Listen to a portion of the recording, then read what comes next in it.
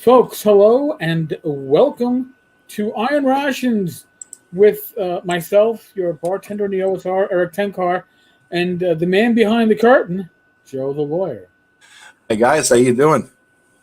It's been a while since Joe and I have actually had a chance to sit down with you all. I was looking forward to this. Joe had family commitments 2 weeks ago. Jersey wedding. So folks, you've had a lot of Glenn. So now we had to give you a Glenn break. I think Glenn actually gets to like play D&D this wonderful Friday night, as opposed to being sucked into the live stream. Thanks, Glenn, for covering. Much appreciated, man. I owe you one, buddy. That's there you cool. go. So for those that tuned in on the last live stream with Mike and I, it was huge. We had at one point, I think 49 people watching at one time. By the time we finished, we had like 150 people who had dropped in on the live stream. Now, why was it that popular? You got naked and did a little flash dance for everybody. What'd you do? Show a little TNA there or what, man? I could show nipple, but instead I'll just show my ShireCon shirt. Nice. So I'm going to give a bit. By the way, quick shout out to ShireCon. ShireCon is coming up in September, third week. Usually the 21st or 22nd. I forget which. Rachel and I are actually going to be going up and staying in a bed and breakfast. Oh, nice. So we're going to go up Friday and leave on Sunday. That's so cool. 1 day con on a Saturday. Here's the deal, folks. If you live in the Northeast, if you are in southern half of New York State, northern half of New Jersey, Northeast PA, anywhere in Connecticut, Rhode Island, Massachusetts, especially the western part, and maybe even the states barely above. If you can get there in a 3 or 4 hour drive, it's worth the drive. Totally. Tom Wilson runs a great con. It might only be a day, but it feels like more. And I believe that he's trying to host like a board game night the night before. Oh, nice. No, he was talking about that. That's pretty cool. That's cool. Like a pregame game or something like that. Yeah, a pregame game. Yeah, kind of like how North Texas has this like open gaming on Wednesday night before the con. You don't even have to be a con attendee to show up on those Wednesdays. Similar thing going with Tom. So it's a very chill con too. It's a very chill kind of place. It's really relaxed. It's a nice, peaceful little town. It's almost like a dirt road off of an end of a dead end road kind of place. You know what I mean? It's really nice. And when you find a place, you're like, am I in the right spot? Because this is a gaming location. It's a very, idyllic town. You expect to see somebody on the corner, maybe selling ice cream cones out of an old boomer truck from 1950. Yep, Leave It to Beaver style shit. Yeah, yes. It really is. Really is. And I love that it's in an old church, because D&D in a church just gets me back to the screw you of the 80s Bible Belt thumpers who were anti-D&D, That's nice. Please. I remember I had a great aunt that was full black habit nun. Didn't believe in non-Latin masses. So hardcore, man. Hardcore. Jesus. So she was like, do you know that your son is participating in black magic? I was like, listen, you guys have other games to play, right? Like science fiction games, or I think we wound up playing like Traveler and Call of Cthulhu when my Aunt Norma was visiting, as opposed to D&D. Perfect. I said, Call of Cthulhu. If she knew what the hell that was about. She'd be like, really? Like, wait a second. At least you go insane. But no, probably not. But by the way, so I made my own Fireball whiskey, but I tried to go cheap this time. I didn't use Tullamore Dew. I used Fleischmann's, figuring I'm putting cinnamon and stevia. How bad can it be? Well, you know what? It's probably better than straight up Fleischmann's, but it's almost as good as a Fireball. All right. And almost as good as a Fireball doesn't cut it, because my Tullamore Dew is better than a Fireball. So but I got a bottle to finish off, so you got to take care of things. I'm sporting seltzer water here, so I'm wimping out. No, that's okay. Listen, normally with the live streams, the way things work out, usually I have a power lunch, and I had kind of a power dinner, but I didn't have the number of beers I normally would have. So it's like, all right, I got a little room for a little whiskey. Dude, But I had a power dinner. In other words, I was really fast. I grabbed some shit at Stop and Shop on the way home because I was running late, and I powered it down. And it may I may have a power dump later. The way this thing is running through me, so it may be. You may have to cover the show for a couple of minutes there, man. Mr. Carter, I gotta go, Mr. Carter. Can I get a hall pass, Mr. Carter? God, man. We'll hook you up, Joe. We'll hook you up. Yeah. So for those that were watching the live stream on Wednesday, we went through this whole background of TSR from the beginning until the new TSR, till the current TSR. But events keep on moving. And Joe has been blessedly AFK from that. Yes. So I'm going to give me the 2-minute elevator speech. What's going on? All right. So here's the deal. Jason Elliott of the quote new TSR, the publishers of Gygax magazine and Top Secret New World Order. Mm-hmm. He was the one who had realized back, I guess, in 2011 or something, wasn't it? Or 2020. We found out in 2011. Okay, or 2012. No, we found out in 2012 because we found out the day before the hurricane.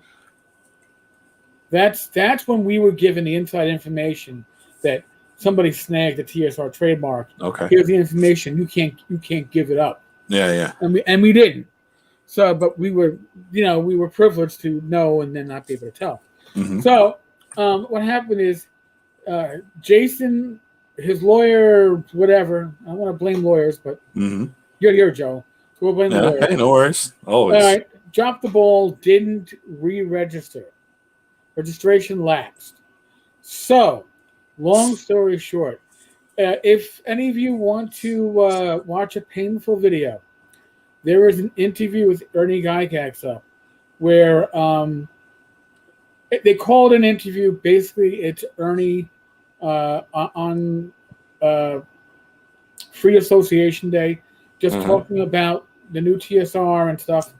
And he basically says that, they were just looking for stuff. And in a corridor next to a corpse, they found this treasure. And it was unclaimed. And they decided to take it. Here's the thing. And some people are forgetting this. Ernie was a part of the prior TSR. Yeah. Not the original TSR. The new TSR. Yeah, the second TSR. Second TSR. He was the second edition. Second edition TSR. Second edition TSR. Yeah. He was part of that along with Luke. And what happened was when Gail filed her trademark infringement for the magazine. Right. Not a lawsuit, as Gail beat me over the head about. But in any case, when they had that legal action over the trademark, when it finally got resolved, and my understanding is that it cost 6 figures on both sides before it got resolved, and it didn't, and this didn't go to trial. You have to remember that too. Didn't go to trial, and it still earned probably $250,000. It's because of the fucking lawyers. For lawyers, yes. Yeah. The deal was, if you wanted to stay at TSR, you had to sign an NDA and I guess a non-disparaging agreement or some shit like that. Yeah. So basically, until the end of your days, you could not send anything bad about Gil Gygax in print, in written word, in video, in your thoughts, and you couldn't. So a number of individuals that were part owners of TSR. TSR had all these great part owners. These part owners included the Gygax brothers, Luke and Ernie. Yep. It included Tim Kask. Yep. It included R. Scott Taylor, who puts out the folio. Mm-hmm. And included Jason Elliott and oh my God, I'm having a brain fart right now. I'm gonna whack myself in the head because he's a fellow Connecticut, and I can't. Yes. Huh. He works for TSR, but in any case, most of the team said, "Fuck you! I am not signing the agreement." Yeah, I don't blame them. But the others did. So the magazine never came out again because you had no connection to the Gygax clan left. Yeah.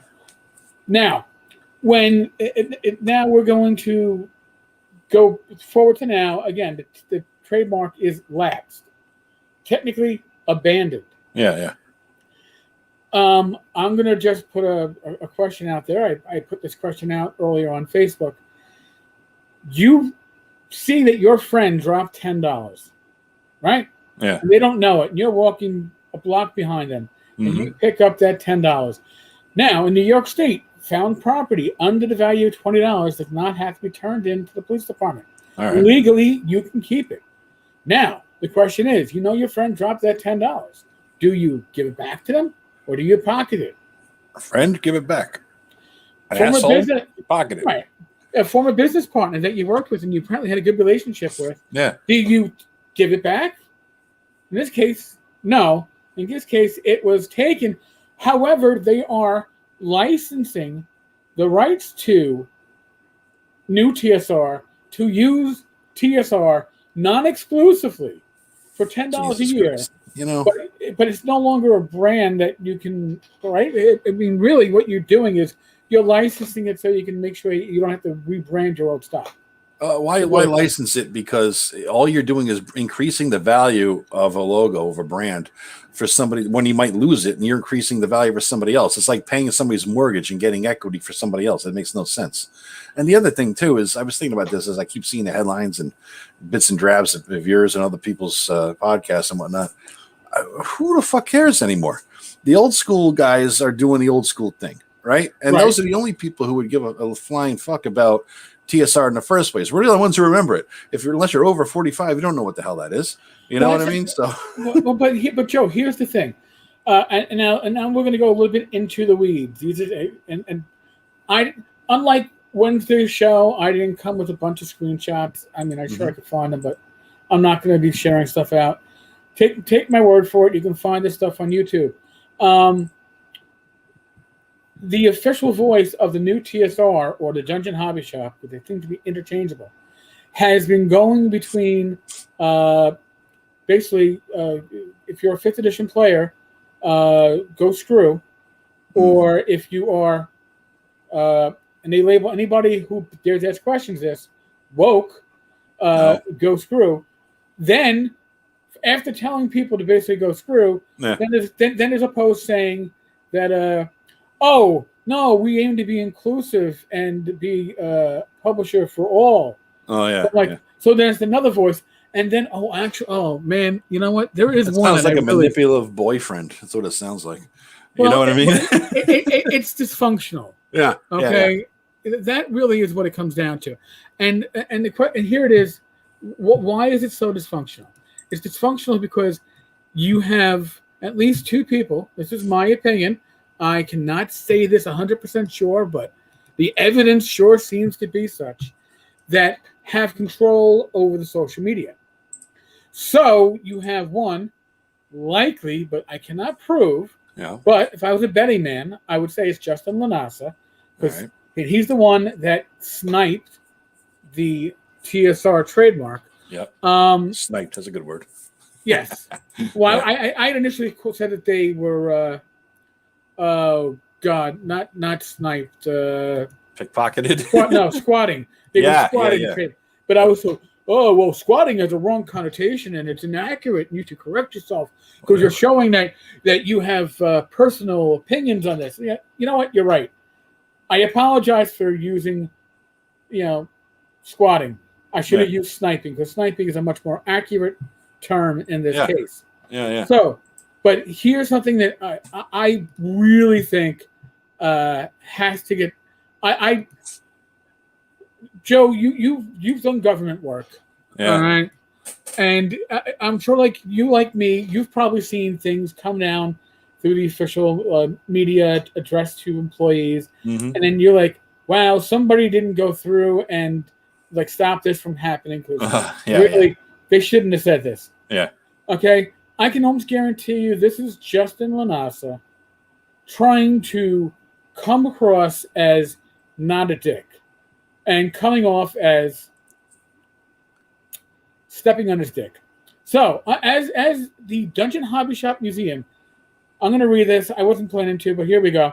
Here at TSR, We aim to do all of our projects because I want live reaction from Joe. Really, we do all our projects, creating our projects in the spirit of take it please or leave it, and thank you for taking the time to at least check it out.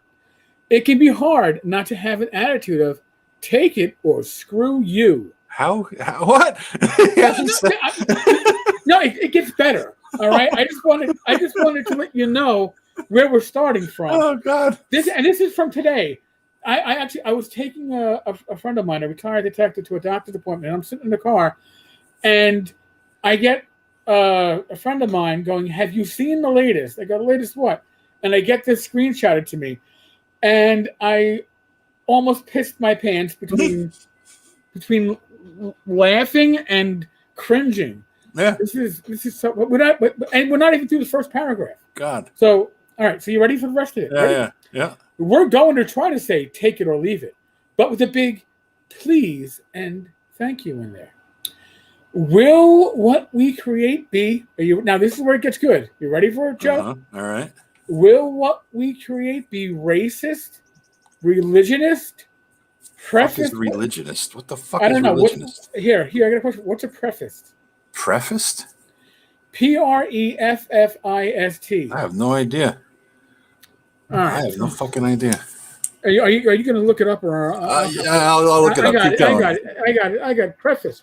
Preface. Do you mean it? You know what? Google doesn't fucking know what it means. It's not even a word. Yeah, it's not a fucking word. So I guess they could be. I guess we can't accuse them of being a preface. All right. Doesn't exist. Ageist. It could be ageist, right? Ageist is a. Probably not. Probably not. Probably not. We probably won't be racist. But we could be, and if we are, you know what? You, screw you. Yeah, screw you. There's the screw you. It all goes back to screw you. A lot of these issues got past game designers, writers, artists, not many artists, only a single artist. Uh-huh. I don't know which one that would be. And other industry people in the past. Oh. They got what? And again, Justin, if this was you, thank you for giving us fodder for the. This is awesome. This is the greatest shit ever. This is almost like somebody with Tourette's wrote this shit. You know? Yeah, it's really and here's before I even go further. From reading the press releases that have been put out for the new TSR, I believe it's from Wonderfield, which is this guy Stephen Deinhardt's company. So now when Deinhardt writes things, they are never-ending German-style sentences, where what should be 3 or 4 sentences is one never-ending sentence. Mm-hmm. But when Lanasa writes stuff, it sounds like, you know, a 12-year-old with Tourette's is behind the keyboard. Jesus, man. And I'm not saying this to personally insult Justin. Or people with Tourette's. Or people with Tourette's or 12-year-olds. Yeah. It's just that, you know, when I read things like this, I look at Ken Whitman and I say, wow, Ken is a fucking genius. because there are people, say all this stupid shit. No. Ken doesn't come out and say, hey, I might be a racist, but come on. So if now, you think I am, screw you. If you think I am, he says. Go sit on this. If you were hoping for a soapboxy or preachy and topical material by air quotes activists, you'll probably be disappointed. To make gains with the deliberate intent of changing the world is incredibly challenging and honestly not our goal. But apparently our goal is to be maybe racist. I'm surprised they didn't put in bigoted or again, what the fuck is prefaced? I don't know. I have no fucking idea, but he's going to be advertising this during Tucker Carlson's broadcast, I think, every night, because that's the audience he's looking for here, I think. I don't even think Tucker's, because you know what? The thing is, with Tucker Carlson, they're going to look at it and go, prefaced? Maury, do you know what prefaced is? Matt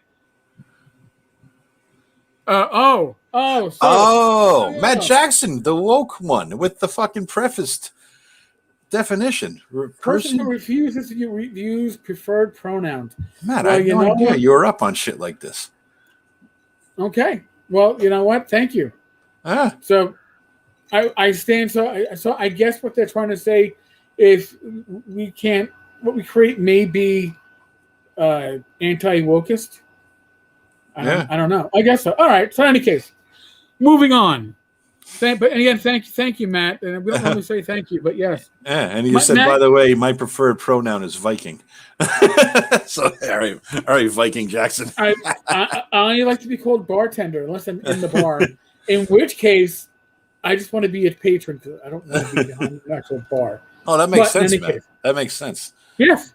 No, but I'm assuming that maybe they spelled it wrong. It is Justin Lanas. That's spelling. He has women wrestling in grits for promotions at his tattoo parlor, and then puts it on video on his YouTube channel. Wrestling where or what?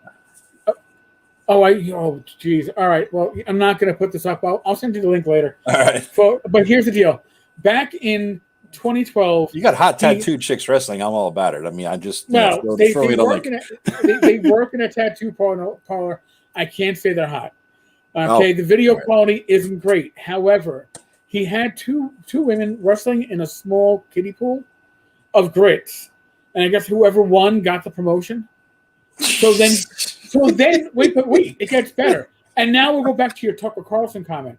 So now he's running for office in 2020 in North Carolina as a Republican against the incumbent Republican in the primary, and his incumbent. His opponent goes and finds this video on Justin's YouTube channel and obviously plays it in an attack ad because I know I fucking would. Mm-hmm. Justin hit him with a copyright violation for using his. Oh my God. Yes. I would say it's free use, but in any case, but you can still find the attack ad up online, folks. That's funny. Yes. All right. So, but we do know it's 2021. Not 1974. That's actually part of why we want to move into the future of gaming. We're brave enough to think that TSR deserves a different kind of successor. So I'm guessing by this, he's saying you don't deserve the prior TSR, the one that put out Gygax magazine and in Top Secret New World Order. You deserve us. The ones who may be racist, you know what? Just give us a percentile chance to be racist. And with these products, we'll see if we make the roll or not. Maybe you get lucky. Maybe we won't be racist. But if we are, and you think we are, apparently screw you. Go screw. We're dedicating ourselves to a more modest fun for everyone. Oh, my God. So now, not for nothing. If you're going to do a fun for everyone, should you be aiming for the racists? Because racists generally don't need their own material to enjoy, right? I mean, that's not a funny moment. Yeah. But if you make racist material, there's a shit ton of people who aren't going to enjoy it. I don't know. I'm thinking out loud. Amazing. This is amazing. I mean, this is an epic. I mean, this is like basically a press release. You know? Yes, it is. And like I said, it doesn't have run-on sentences, so I'm pretty sure it's not Die Hard. But, what do I know? Oh, my God. So, will what we create be in good taste? Drum roll. We sure gonna try. Oh, my God. And we leave it to you to decide if we've succeeded. Well, here's my suggestion. All right? And my personal opinion, this is how I'm going to do this, okay? If you're telling me that, hey, what we write could be potentially racist, religionist, prefaced, ageist, dickist, whatever you want to say, I don't need to see if you've succeeded or not. I'm going to work on the assumption that you've succeeded in being a racist, religionist cock. That's just, I mean, I don't know. Now, I fully expect either at some point in this live stream or in the comments later, we're going to be trolled by Justin or somebody a similar ilk Really? Who will come out? Yes. Oh, they're gonna call. They did it earlier today on yesterday's episode, calling me a Hasbro and WotC hack and Dude, you don't even know how to play 5e, do you? Have you ever no, played? I don't know how to play 5e. Joe, you literally have to fucking hold my hand and roll my dice for me. So I don't know how to play 5e. Funny. Oh God, the troll that was on the live stream on Wednesday was actually entertaining, but then got to the point where they went beyond entertaining, and I was like, I got to give them a timeout because, yes, it's entertaining to hear somebody go, if TSR and OSR were together, we could beat Wizards of the Coast. OSR together. There's no together of OSR. It's just a bunch of fucking community that's loose and people who have the same kind of like tastes and stuff. And you can't organize us. It's like cats. Right. You can't organize. It's like herding cats. It's not. You can't do that, man. You can't do that. So you can't define what it is. Some people don't know. Some people say, "Oh, it's our old school Renaissance, old school revolution, whatever the fuck you want to call it." It's just you can't get a definition for it. How are you going to organize people within it? We're all doing our own thing. Did I see that Luke disavowed the new TSR on Facebook? This is from Randall. Randall, here is a list of those that have disavowed the new TSR on Facebook today. Luke Gygax. Heidi Gygax. God. All right. Both of them said basically God bless Ernie, but Gary Khan is not involved. The Gary Gygax clan is not involved, to the exception of Ernie. We wish him luck. But a lot of the promotions have kind of hinted beyond a lot. And here's part of the issue. Listen, I love the OSR, but there are people that are not really wired into the OSR. Mm-hmm. These are lapsed OSR gamers or people that play old school games and only look at Facebook to see, when their kids send them a message, and their kids just told them, "Hey, Dad, TSR is back," and they're looking and they're like, "Oh, great, D&D is coming home." And the thing is, the new TSR doesn't correct anybody for wrong assumptions. Yeah, they just go along with it. So now they were talking about Jeff D being linked to them because Jeff D was one of the original artists that worked for Wizards of the Coast. Yeah, he did a lot back in the day. What Jeff D was apparently doing for this newest version of TSR is he was redrawing the original graphic trademarks. Really? So, yes. So it wouldn't be stealing copyrighted work from Wizards. You change a curl, and then to the untrained, to the unaware eye, it looks exactly the same. Yeah. But technically, we changed it now. Could that fall in the trade dress? I'm not a lawyer. I don't know. Did they use it anymore? I mean, nobody's using it anymore. I mean, you can't print over your ass. PDF, print on demand, they're still selling it. Oh, okay. They're still selling it. And it still has the original TSR logo. Right. So now, James Ward said he has nothing to do with the company. I mean, he did the work on this game Dragonlance for Deinhardt, but he has no insight as to what's going on in the company. He's not a part owner. Okay.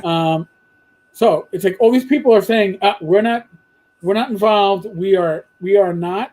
Don't lump us in, because they are looking, dare I say, like Judges Guild 2.0. If you that's a shit show. That's a shit show, and because with Judges Guild, Bob II kept on doubling down. I'm not a racist, you so and so. Yeah.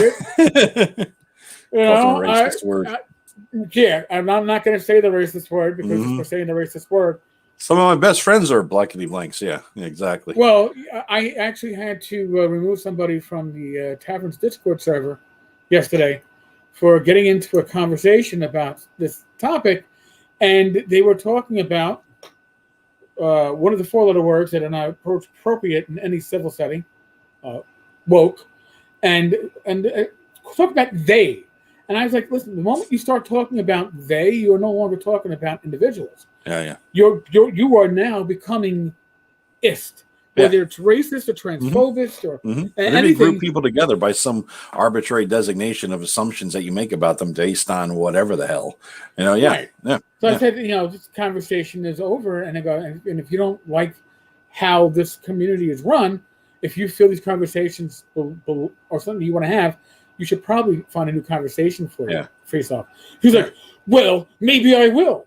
I went, yep, fuck, you better, because you're not going to be here. Boom.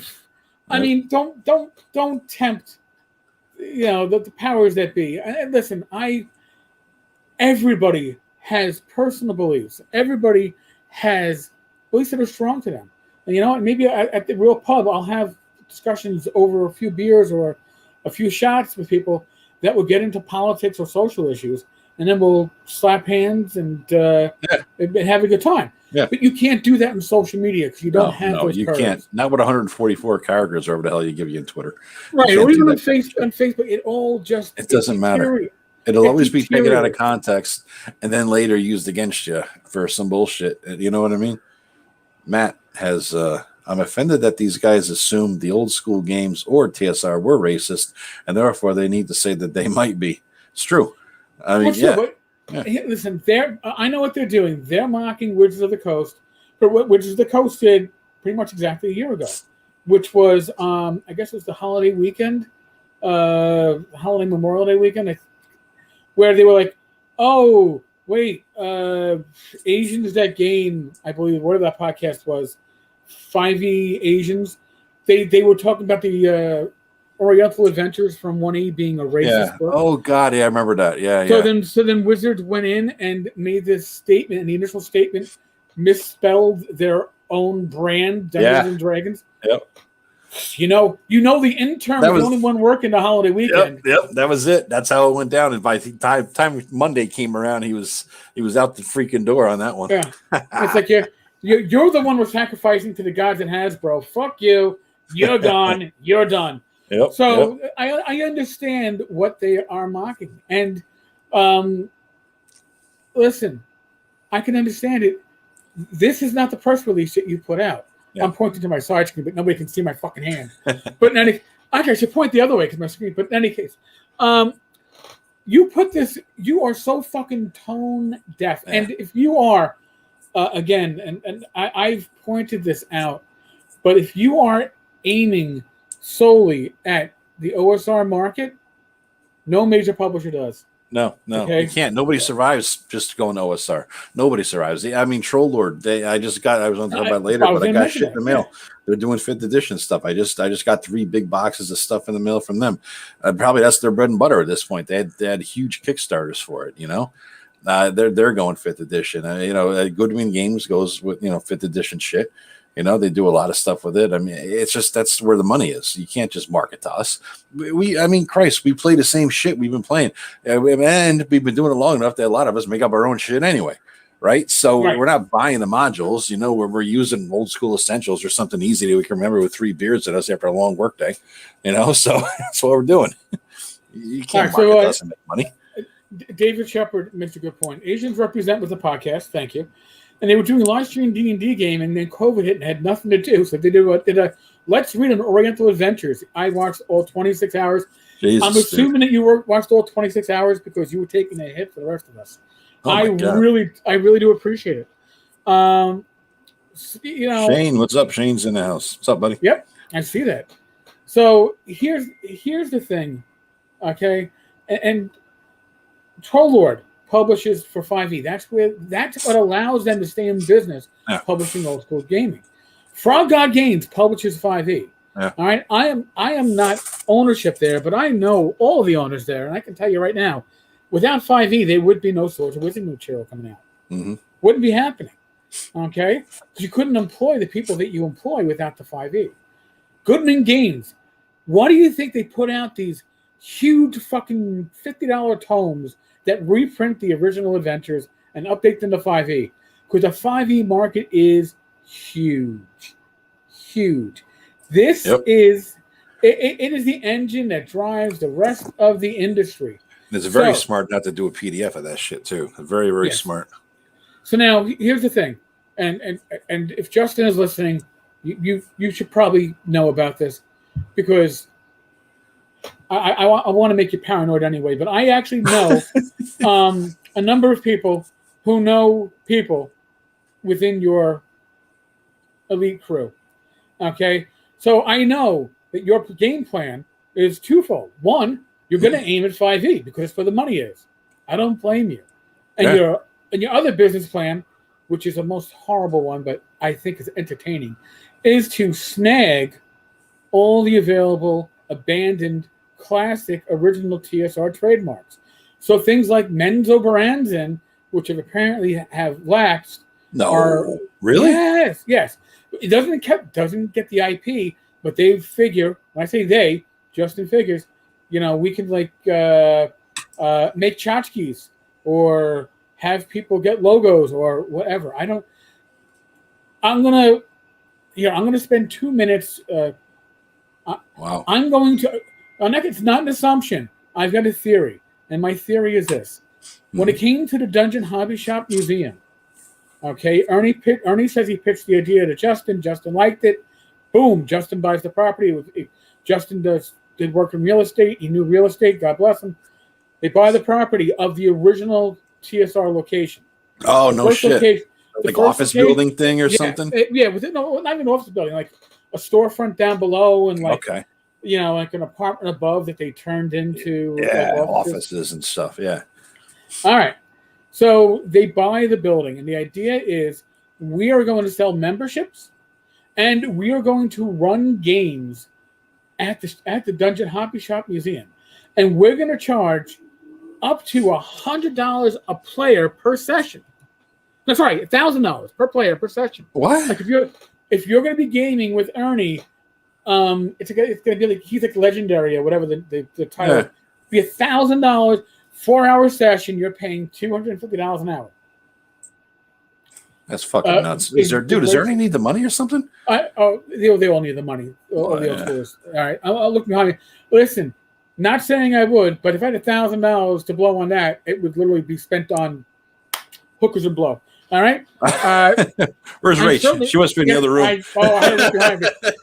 I certainly wouldn't be spending it on a session of D&D with Ernie or Jim Ward. They're great guys. Don't get me wrong. But that's not how I'm spending $1,000. No. Okay? But this was the game plan. But what happened?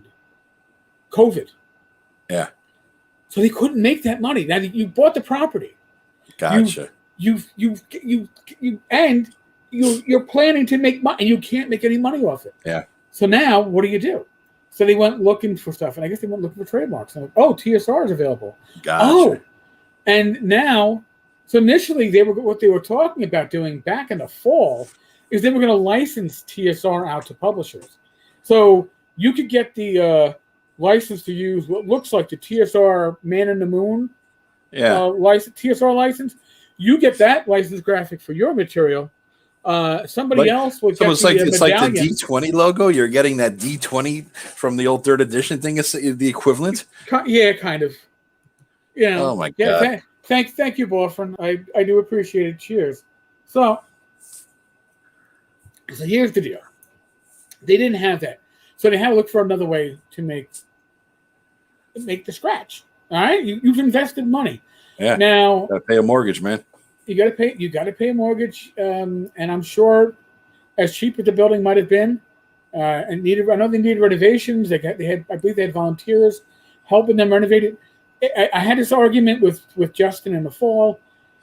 He is looking for people, old school members of the community, people who have gaming artifacts, right? If you're Tim Kask, you're Jim Ward, Frank Metzner, you own stuff that is museum quality, right? Yeah. You have a manuscript. So the toilet bowl Gary Gygax took a shit in. Right. I mean, whatever the hell it is. Yeah. Whatever it is, you're looking for donations. He's a pure I would never give that shit up to some fucking guy who got a mortgage to pay with my donations. Ever. Well, yeah. I'm not casting aspersions on any specific person's integrity. I'm just saying, fuck that bullshit, man. No way. Now maybe it's because I'm a New Yorker, all right? But I always felt that if you were going to donate to a museum, you're donating to, was it a 501c? 501c3, a nonprofit where you get a tax deduction or something. Yeah. Right. Not donating so somebody can make a profit off of shit that I'm not. Now, maybe you want to rent it from me. Maybe we'll drop a contract and you want to rent something that would be appropriate. I could see it, but yeah, you're not going. And here's the other thing, which you better damn well you better insure it too. Not that person's better insured as a value that it could be sold off on eBay if the mortgage is tight. Just saying, Yeah. But it blows my mind that you would expect people to give for free, right? Yeah, and I know some old timers have been like, "Oh, if you were a nonprofit, I would," but no, you'd have to buy it, and that ain't happening, right? Plus, who are you? Honestly, who are you? To give just some stranger to give some shit to that's valuable, so you can stick it in an old building storefront. Who are you? I don't trust. I mean, I'm just East Coast. I don't trust anybody, right? Like you, Yeah. New York metropolitan area, they're all crooks and thieves. That's it, Yeah, maybe they are. I mean, maybe they aren't. I'm not saying that Justin is. I'm not either. I'm just saying, just my suspicion is don't give something valuable to somebody you don't know too well. Just saying. Right. That's just common sense. But here's my issue. And Joe, you might have. Were you a Star Frontiers player when you were younger? No. I was pretty much straight up D&D. Other than a little dabble here or there, a couple of things like Lord of the Rings, the Middle Earth role playing. Oh, Merp was fun. Merps. We tried that. Yeah. It got so confusing. I mean, and you didn't play Rollmaster because, jeez. I bought the books and never played it though. probably for the best. For the best. But, now I got. See the Fleischmann's whiskey sidetracked me now.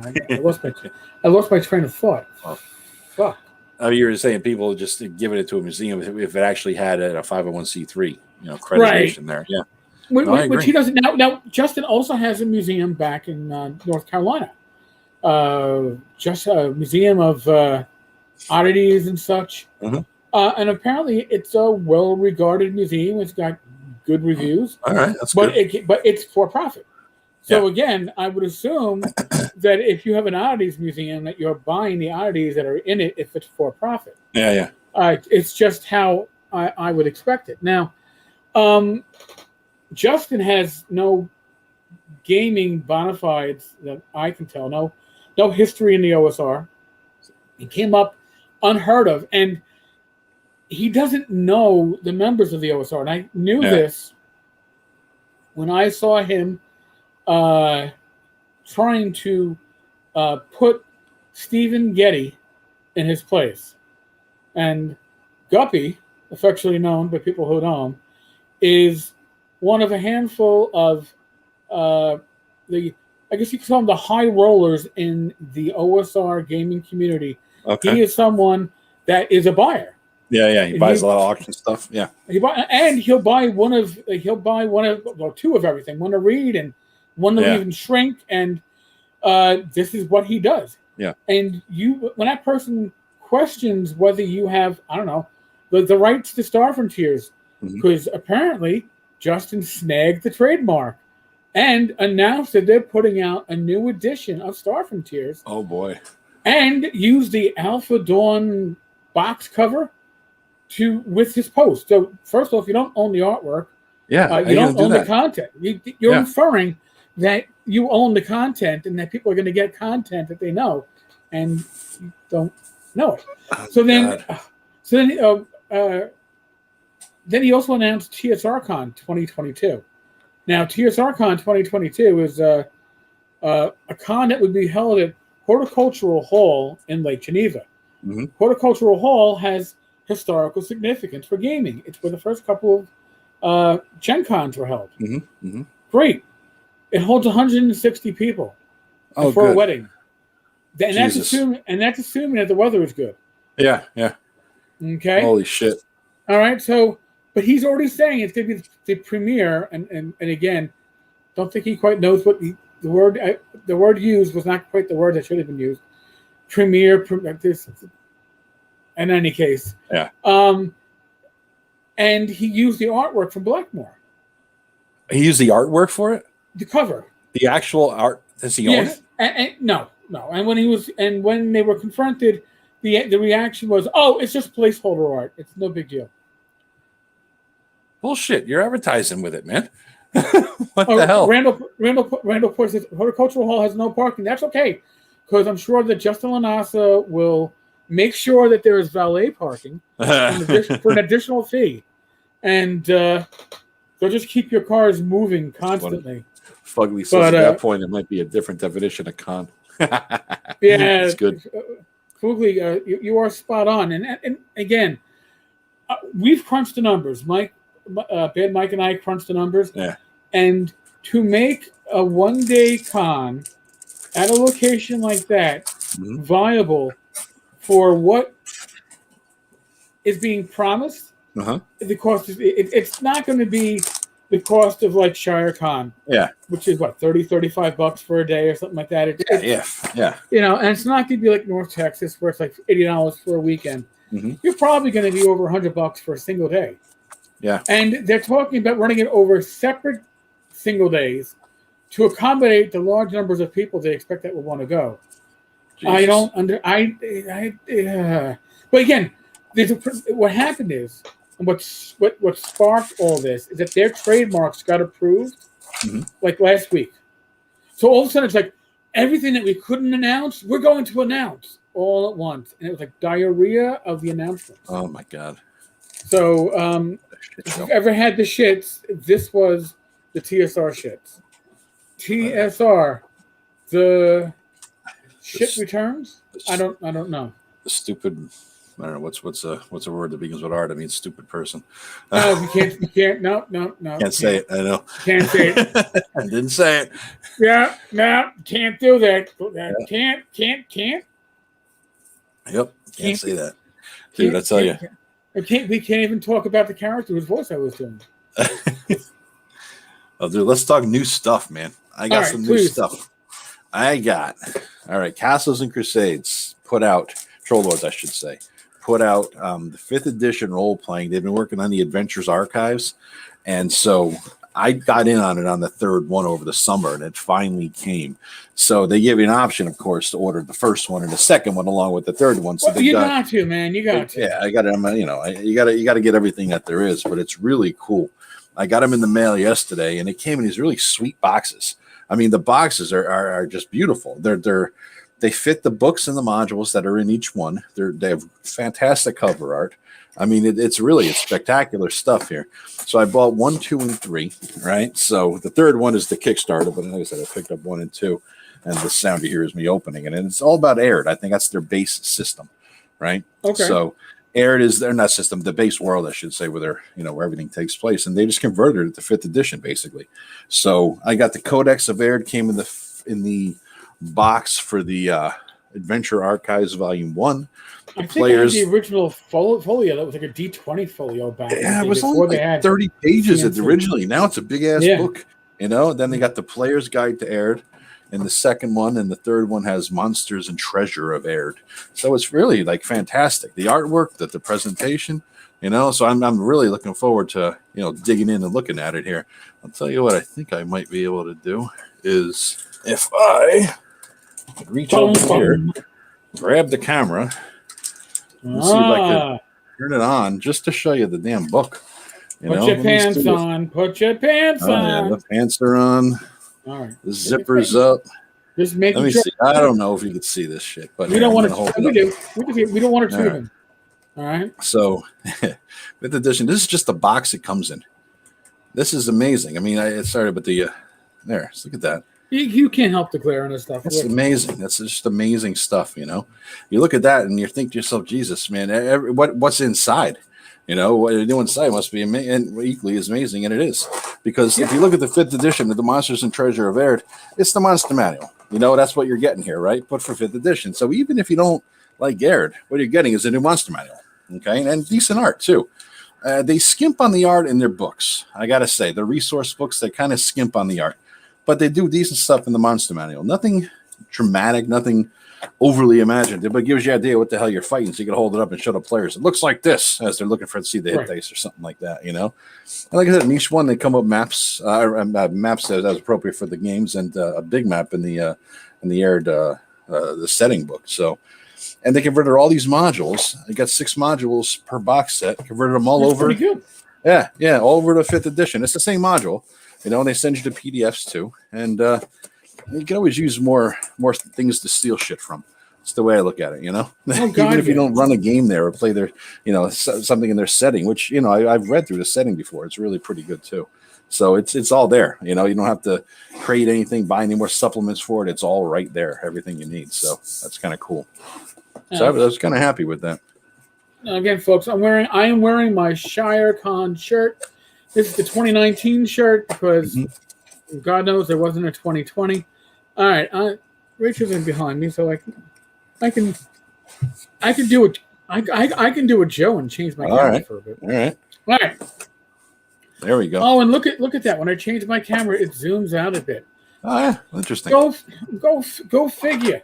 All right, so this is the latest edition of Warhammer. This is Volume 1, Enemy in Shadows. This I ran back with Warhammer First Edition. It was my first total party kill for an actual campaign that lasted. We were about, 12, 13 sessions in when Andrew B. blew up the party. He was the party wizard. And since magic was rare, and he threw a lot of flaming flasks of oil. So he would wear them as the stereotypical, as you see in the old Clint Eastwood movies, Mexican bandito with the belt going across. Yes, yep. And he would have flaming flasks going across. Well, he did fumble ground zero and killed all but 2 members of the party. It was effectively a TPK because even they were bleeding out in the street, and it was painfully good, but it was sad to see. Oh, Greg Gillespie's in the room. What's up, Greg? What's up, man? You know what? I guess it's Canada. I guess you can virtually leave the country. So in any case, I splurged on the whole set. It was, I don't know, like $600-700 for the whole fucking set. Holy fucking! You better whisper that a little lower. Rachel will kill you, man. Yeah, but it's gonna be like six of these. Man. Dude, it's like gaming nirvana for me. I mean. Oh my god. Sadie, we're gonna show cat ass because you can show cat ass. You've yet to show your cat ass. I don't. Yeah, right. You're trying, but yeah. I mean, what I like about that, I've never played it. I only heard about it later on in the mid-teens, 2000 teens, because I started on that.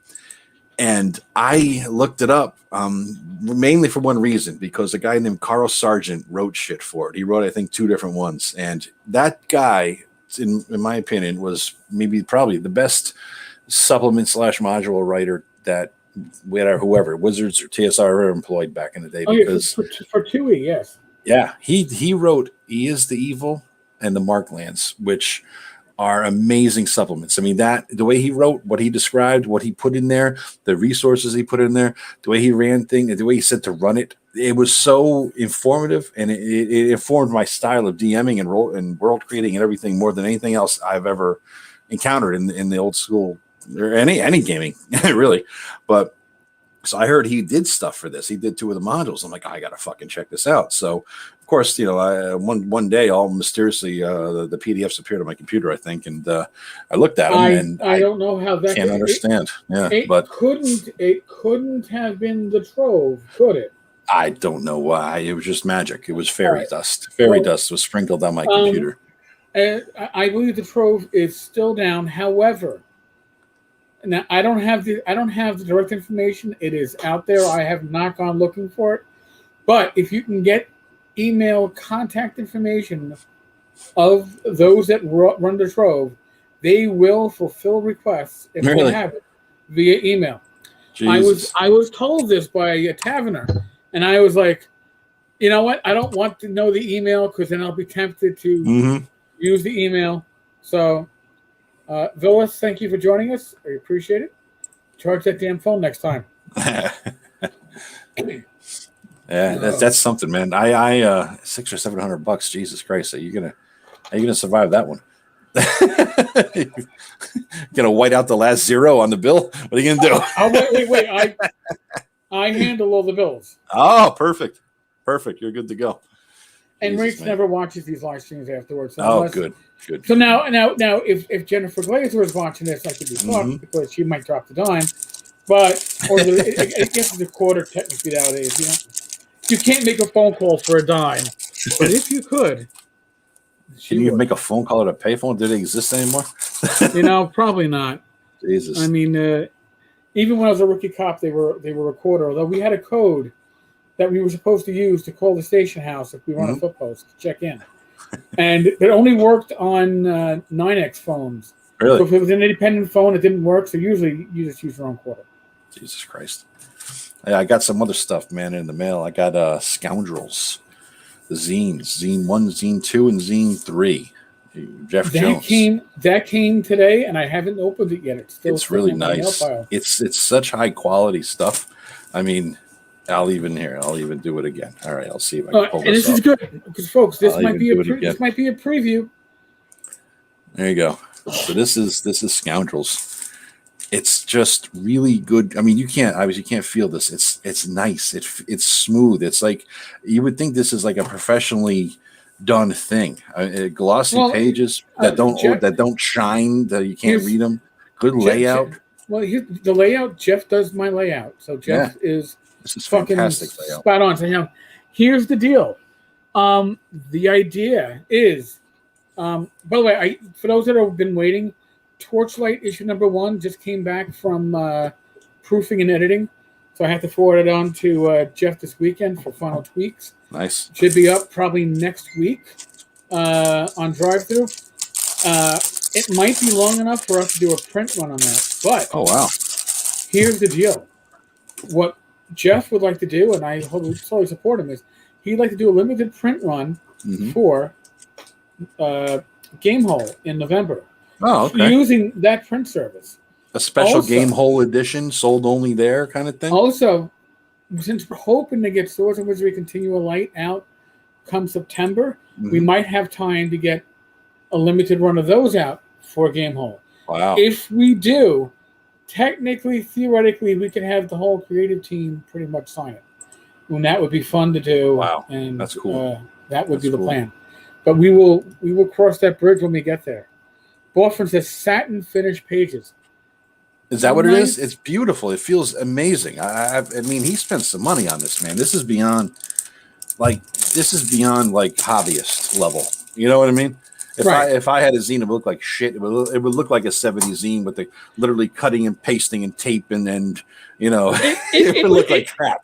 It would look like this vidcast. Come on, would it? Yeah, basically, yeah. It would be like, hey, it's got quality, but it's public access. Hey, we've got quality, but we're public access. Yep. You gotta know your limitations. I'm gonna turn the camera off in the rest of the room and go back to the virtual. Oh wait, somehow it didn't add me to the picture. You're not there anymore. I guess you're lost in the tavern somewhere, man. Oh, now he's gone. You fuckers. What happened? Am I here alone? I'm here. I just got to figure out how to get myself back in here. God damn it. My hack worked.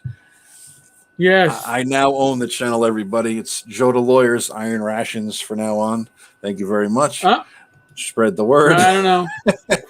Chroma cam crashed. Yeah, you're stuck looking at my rest of my room for the rest of the. You better warn Rachel she don't walk by. God! Without warning. Rachel's coming. Hold on a second. No woman wants to be caught on. I'm not married, but I know that no woman wants to be caught on camera unaware. Put it that way. Right. I didn't know. Yeah, I don't. Yeah, you'll get the blame for that one. Quite possibly. God, Fugly. That was Fugly. I'm calling him Fugly. Fugly, perfect. All right, excellent, man. Fugly. I got the OSC books as well, man. The Advanced Players Tome, all that stuff. How was the Advanced Player Tome? I like it. I like it. It's a well done book. It brings everything together in one, which is why I wanted in the fucking first place. I didn't like the spreading out over 5 different books. You just pass around. No, just give me one fucking book. I want one book. And if my players are going to play, they'll each have a book. So PDF or otherwise. But it's all in one place. It combines all the core rules and the advanced fantasy rules and everything, the spells, all that crap into one place.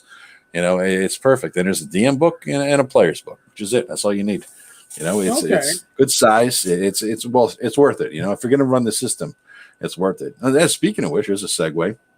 So with my 5e game, I run with my brother. Maybe a couple guys play. Now, what we have a couple things going on. He has 2 high-level guys, and each have a couple people with them, and they're doing 2 separate things because it's just the nature of the campaign took. Each guy went different directions, so the old adventuring group is split. So we run 2 different sort of campaigns, I guess you want to say, within the same campaign, one for each character, and then another guy plays with us and plays some other characters. So it's kind of fun. Now, between segments, this is I would take great pleasure in this. Now, he finally got this wizard got 9th level spells. He's walking around like big balls. They loving it. He could drop meteor swarm and all the shit, right? So he's happy as hell. And so what do I do to him? He's in the Underdark adventuring down there. I get him sucked through a portal to 1933 Berlin. And where magic doesn't work, because I picked up the Cthulhu Berlin book. You remember that thing that came out last year? That was all the rage. It is amazing. It is fantastic as hell. And so I fell in love with the whole setting. I wanted to run something in it, but I know they wouldn't play Call of Cthulhu. So, I'm like, all right, I'm going to drop your fucking D&D character right in goddamn Berlin in 1933. Buck naked in an alley, just like the goddamn Terminator scene, right?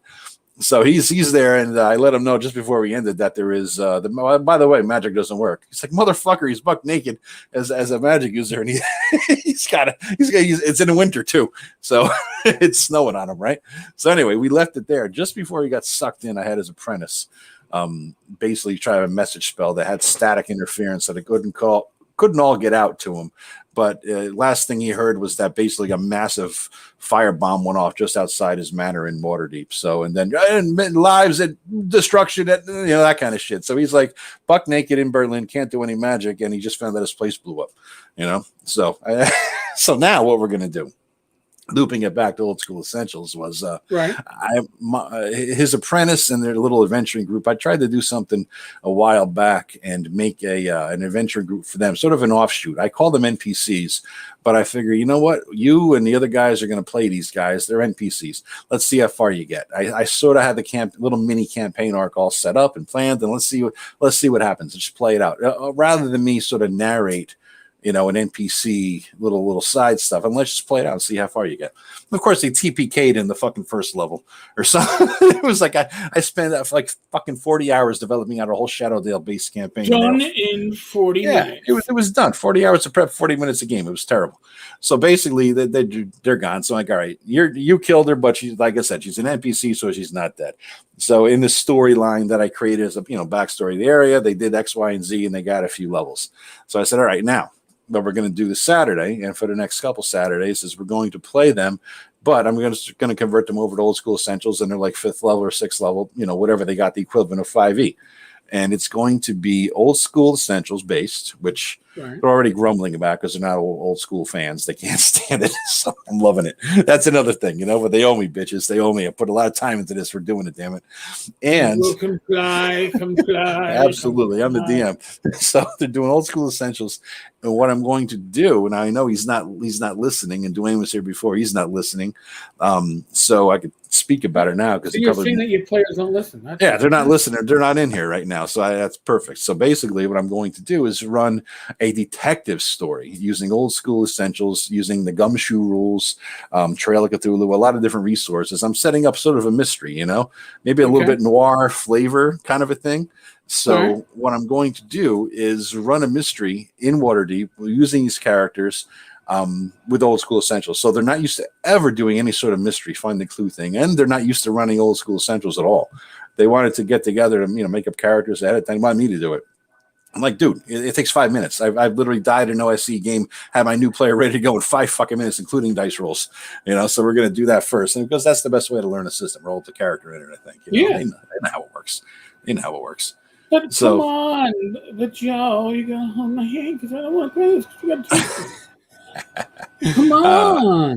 I'm looking forward to it. First, what I give him a busted balls about this because first I was going to do Ash, but the time was short. I couldn't get around to making up the characters, and I knew they wouldn't do it.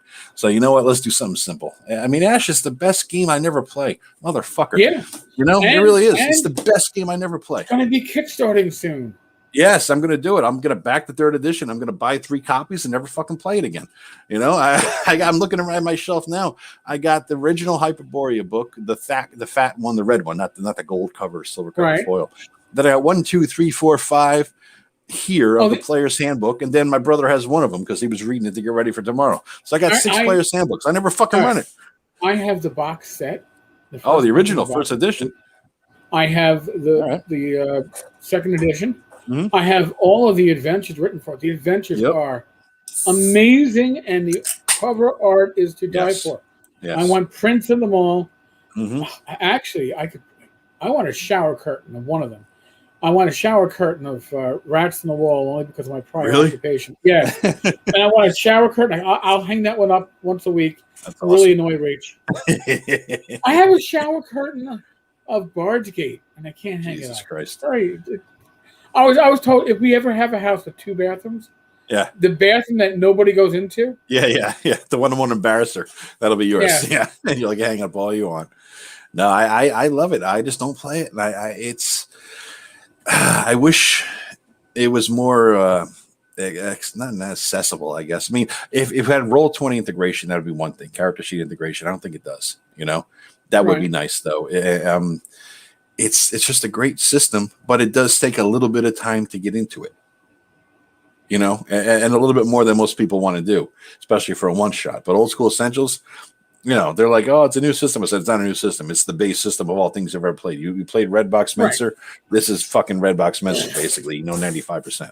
Don't worry about it. And plus, it's such the core of D&D. It's you don't have to worry about it. You'll figure it out fine. Right. You'll handle it. You trust us. You'll adjust. It's not that hard. Yeah. Joshua was asking, I know the art's good, but is the game any good?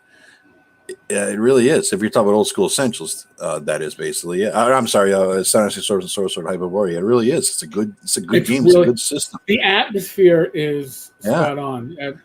Jeff Talanian, for those that don't know Jeff's bona fides, I guess we would say, when Gary was working with Troll Lord Games on Castle Zagig, he was basically Gary's co-conspirator. Yeah, he did a lot of the bulk of it, I think. Yes, so Gary would give him concepts, ideas, and Jeff was supposed to write it in Gary's voice as best as he could. And he mimicked it pretty fucking well, I got to say. Even to this day, you read the Ash, Hyperborea, it's going to be called now going forward, and it sounds like Guy Gax wrote the thing, but it makes more sense. It's Guy Gax's language in a more logical, organized way, basically. So it's really freaking good. It's really good, man. And I have the Zagig box set. That's why, honestly, between Evan and Lush and COVID money, because I wasn't hitting the bars and shit like that, and I owed those guys, the Troll Lord guys, because I think I told the story here before, but maybe some new people. What happened was I was broke fucking back then when this thing came out, and I couldn't afford the $50, and so I kept calling him up. I called Steve. I think the guy who runs, not Davis, it's Steve. And I call him up. I say, hey, man, you got that thing for me? Reserve it for, okay? I don't know what's going to sell out. Save me one. I go, all right, I'm Joe. All right, cool, man. And he does, and then I'm thinking next paycheck. And next paycheck comes and some other fucking bill comes in. It was a constant thing for like over a fucking year. And I kept calling him, sorry, I'm going to get. And then the fucking guy shit broke and she closed it down. I'm like, fuck me. So I got in there. I called him up and said, man, you still got that? Oh, yeah. So he gave it to me, I was like, finally, I could swing it, but it was post the apocalypse. I might be the last guy to get one because it was sort of like pre-sold. You know what I mean? It was pre-reserved. I think it might be the last. That shit goes like $400 or $500 now in some places. I've seen easy. It's so fucking rare. I know that it's well done. It's beautifully written, and so he did me a solid back then. So now that I got the money, I figured, you know what, I'm going to back all their shit because I know they're hitting with COVID. They're hurting with COVID too. So that's why I bought the 5th edition role play, and I also bought into the new thing that's coming out, the player's handbook thing. I forget what the hell it's called, but it was Let me see. I'll pull it up real quick here. It's pretty fucking good. Let me get the actual name. I don't think I could link. It's already closed, so I can't link to it. But basically, it gives you a lot of players' handbook related material. In a couple of different books. All right, it's giving you a couple of different things here. Let's see, Grim Hollow, Castles and Crusades, Road to Adventure. I backed it 260. So I backed this other thing at 180. But my backing here, you're getting the Player's Handbook redone, the Adventure Spellbook, and the Player's Archive. 3 different books for players, and this is for the Castles and Crusades system, right? Not the 5e. And I also picked up their equivalent, the Castle Keeper's Guide, the DM Guide, and the Monsters and Treasure books. So just to say, already updated those through a Kickstarter. So I'm looking forward to that. Mark. And what I did too, which I'm really looking forward to, is I signed up on the level that gets me to play a game with Steve. So he's going to DM a game online, and I get to play with him. So I finally got to understand how the goddamn siege system works. I know I never invested enough time in learning the thing, but I do want to sit down and figure out how the fucking siege system works. It's just the hallmark of the thing. Everybody says it's simple. I just haven't put the brain power in to figure that thing out. Did you ever figure it out? You played CNC back in the day, right? You ever figure that out? CNC was the system that brought, as best I can tell, the siege system is pretty much like your saving throws based upon your stats. Okay, and a lot of your abilities are then therefore converted to that. It's not difficult in practice. The concept kind of makes you blink at first as a traditional D&D player. But CNC, first edition, first print CNC was like on buy.com back in the day was like, I don't know, $8 a book. Yeah. So I ordered like 7 copies. I was giving it out to my old gaming group. Mm-hmm. So, and it, honest to God, it was like looking at the AD&D Player's Handbook to a large extent. I agree. And with an Arcane emerged in there because they had like the Barbarian and shit, don't they? Yeah. Well, no, Barbarian came I think a few printings later, but yeah. Oh, did it? Oh, okay. Yeah. So here's the thing, and when people ask me about like different OSR systems, I say Castles and Crusades is the system to play if you want to convert your group from 3rd edition or maybe even Pathfinder these days to an OSR system, because it isn't that you can take a 3rd edition adventure and run it in CNC, and the conversion isn't that hard. Yeah, because the roots are there. Yeah. And so it's still a roll 20 D20 system, right? It's not the old AD&D system, right? But it's not as far removed as the later OSR systems are. Mm-hmm. Now, if you want an OSR system, and I'm not saying that you need to sit as your core system, but if you do have Swords and Wizardry as your core system, you can play something. Don't drink my seltzer. You can play. But I am Cat. I must serve everything. With Osric, Labyrinth Lord, any of the other old school adventures that are written for any of the systems, because Swords and Wizardry has ascending and descending AC. Mm-hmm. So it's like another Rosetta Stone. Things convert very well to it. Yeah. Or you can take a Swords and Wizardry adventure and run it anywhere with any of the other systems. Yeah. Night Fug. That sounds wrong, saying goodnight, Fug. Night Fugs. Right? And Fug you while you're at it. Your little kids, too. I'm really looking forward to playing, though. That should be fun. I see he does a lot of Twitch stuff, Steve Chenal. He does a lot of stuff on Twitch. I think I only follow him on Twitch. It's like the only person, and he pops up maybe a few times a week, but a live stream, just talking shit. I'm like, man, it's a good laid back lifestyle he got out there. And where the fuck is that? Tennessee or Oklahoma? Where is he at anyway? Nashville. I don't know. I want to say Kentucky. Oh, okay, so one of those. Yeah, it's Kentucky or Tennessee. Yeah. It's around. I'm sure somebody will pop up in the comments. Bofrin, do some work. Tell me, where's Troller Games located? You're in North Carolina. You're adjacent. You should know this shit. if you're still listening. Adjacent. Yeah. No, I think it's great stuff. It really is great stuff. I want to play it. I'm looking forward to playing with him. And, just because he sounds like a cool dude, man. He sounds like the kind of guy that you spend all night at the bar with, Yes. That's that kind of guy. And just sit there telling stories and talking shit. He's always Arkansas. There you go. Arkansas. Well, then I was really off. Yeah. Well, it's the center of this country. That's as long as you All say. right, you know what? I was about to say it's another place where kinfolk are kinfolk. Yeah.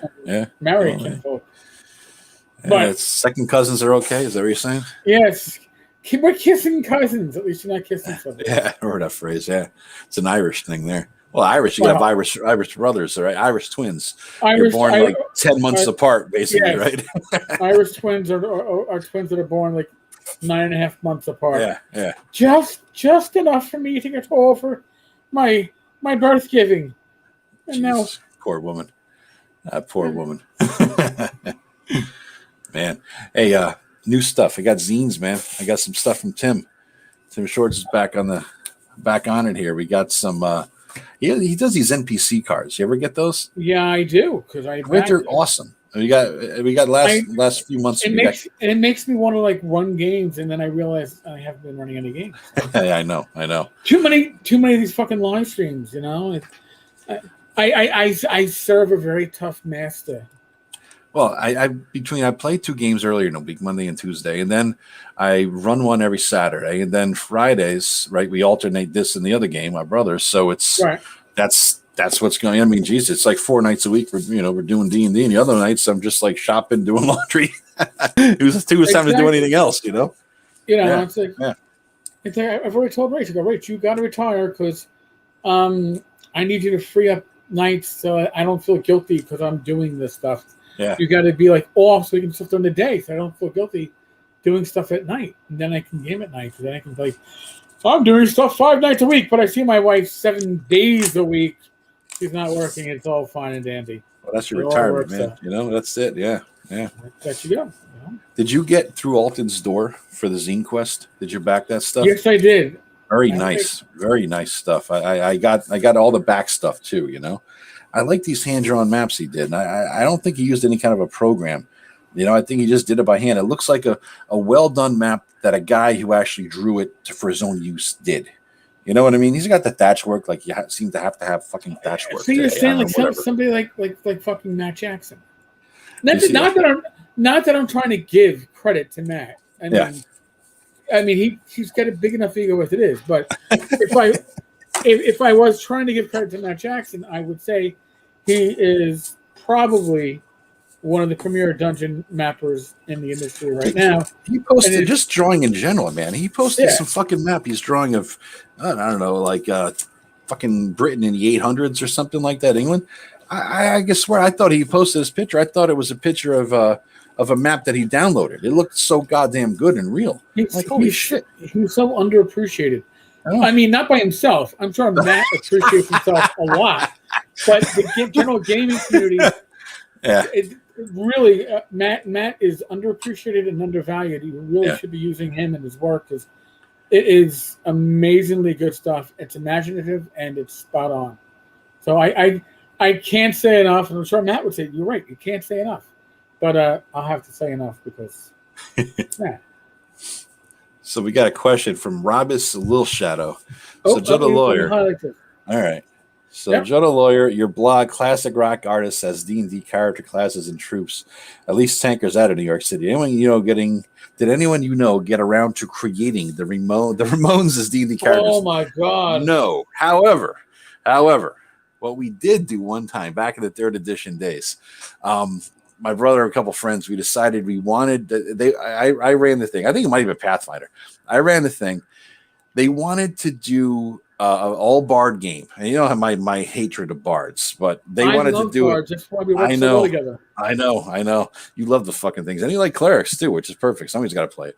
But anyway, they wanted to do an all bard campaign, but they wanted to base it on Death Clock, that Metalocalypse show. Remember? Oh shit! So they wanted to have bards who were sort of heavy metal, and like their entire game. My brother came up with this. I give him credit. This is a good fucking idea. It was really fun. The entire game concept was based upon Metalocalypse, Death Clock, the whole thing, a combination of that and Josie and the Pussycats. Because remember, every Josie and the Pussycat episode back in the day in the Saturday morning cartoons, you would watch it and they would go and do a show and they get in trouble and there'd be a mystery and they have to figure out that thing in the context of the show, that they were doing the concert. So they wanted that as the theme, like figuring out whatever the fuck just happened, but during their lives as performers, right? And so not only that, but they wanted that they were going to be hardcore metal. They wanted rules for getting laid.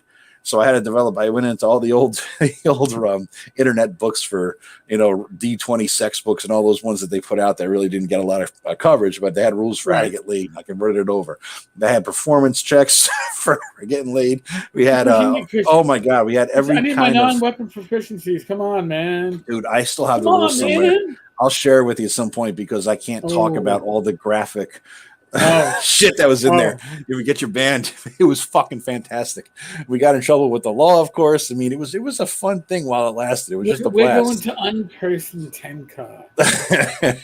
Do you remember Russell Brand did that movie where he was a rock star on vacation the one guy was on vacation because he had a breakup. Russell Brand was in the movie.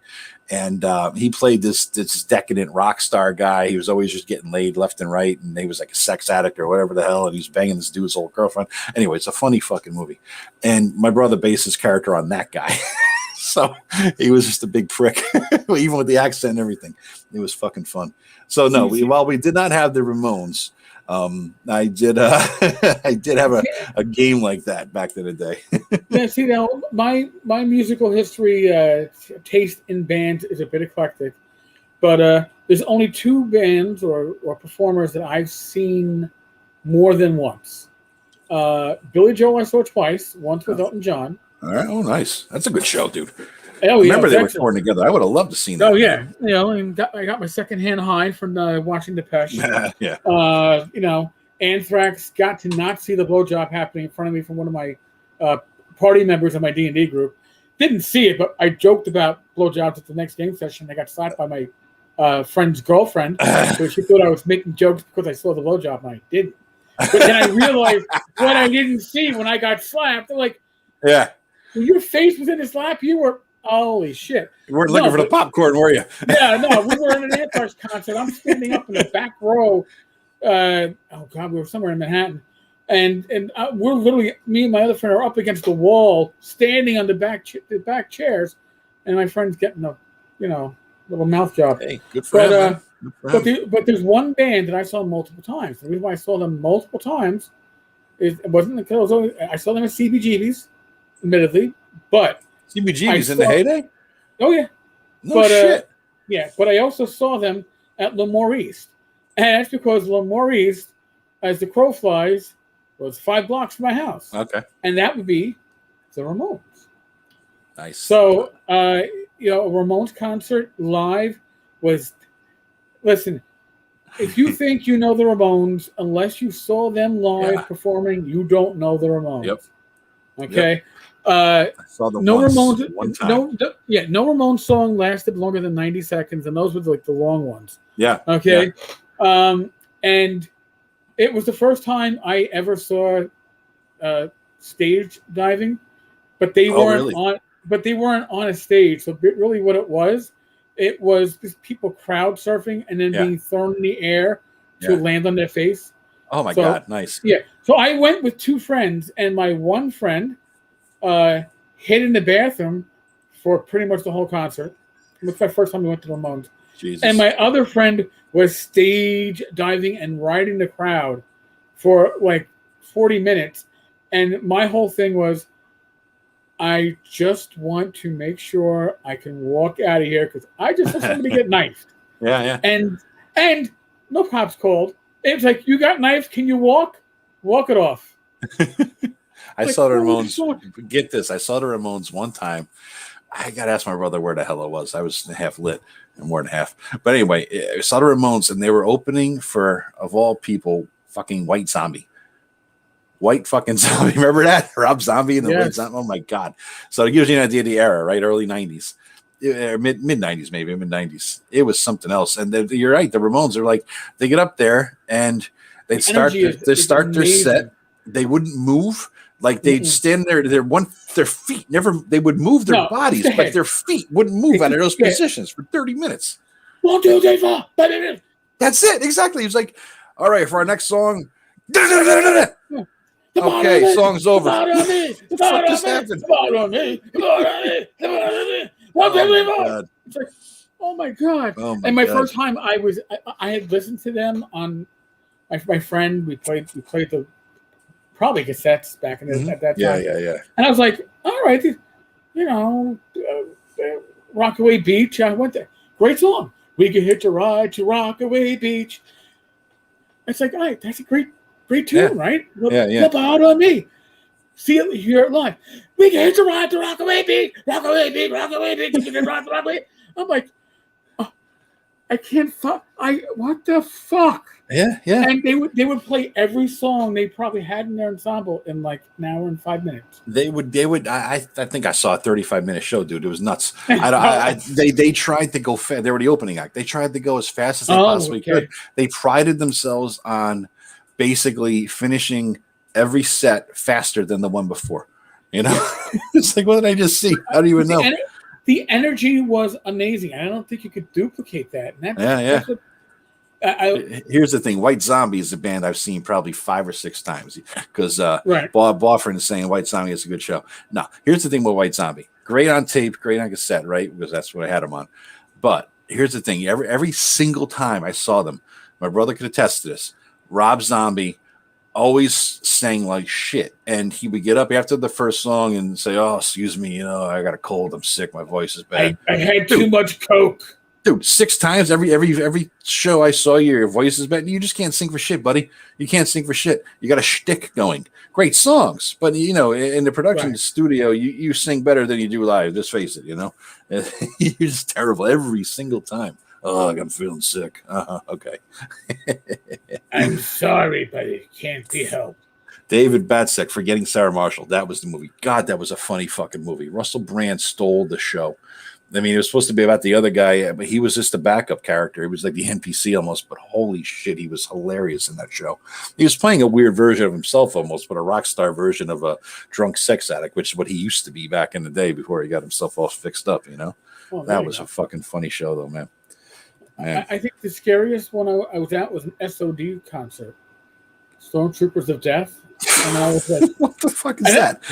Oh. I never heard of them. That's a real thing?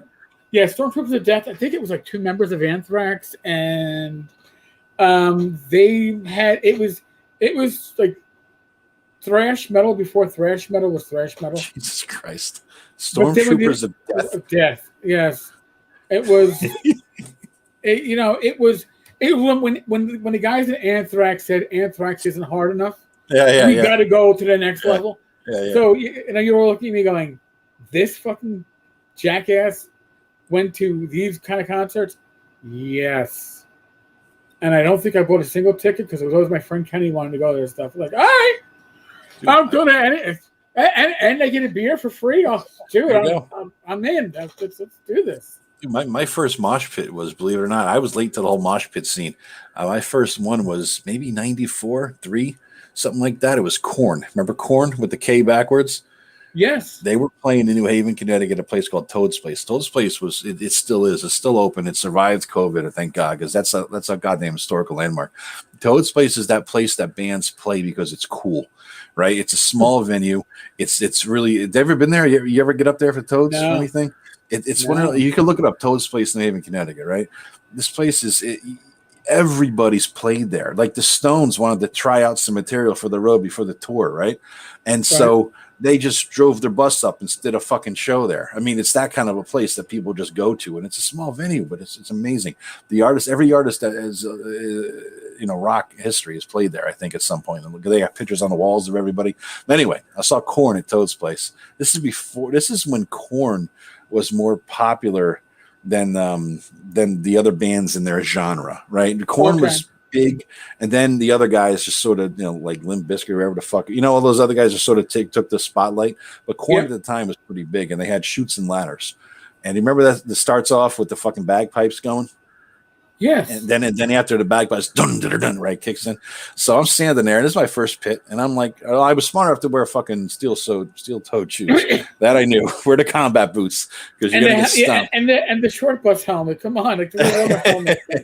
But I'm standing there, and I'm like, he starts playing this fucking the bagpipes, and I know the song, I know it's gonna kick in, and I'm like, well, what do I do? Where do I start? With everybody's sort of swaying, boom, but the music's going, and then next to me is this little guy. He's fucking, I'm big, I'm like 6'4". This kid, and back then I was stocky too, and less stocky than I am now, but more muscular. Anyway, then looking down, this guy maybe 5'8", right, and he's like he did a whole fucking 3 lines of coke before that, and he's like I see him getting geared up like fucking like cornholio, you know what I mean? Like what the fuck's going on with this guy?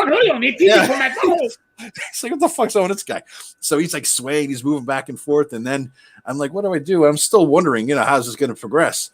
And then I'm right in the sort of the middle, and then the boom, boom, boom, it kicks in right after the bagpipes. This little fucker jumps up, elbows me in the temple, and he starts going at it. I'm like, all right, now I get it. That guy went down real fast, let me tell you. Just, I get it now.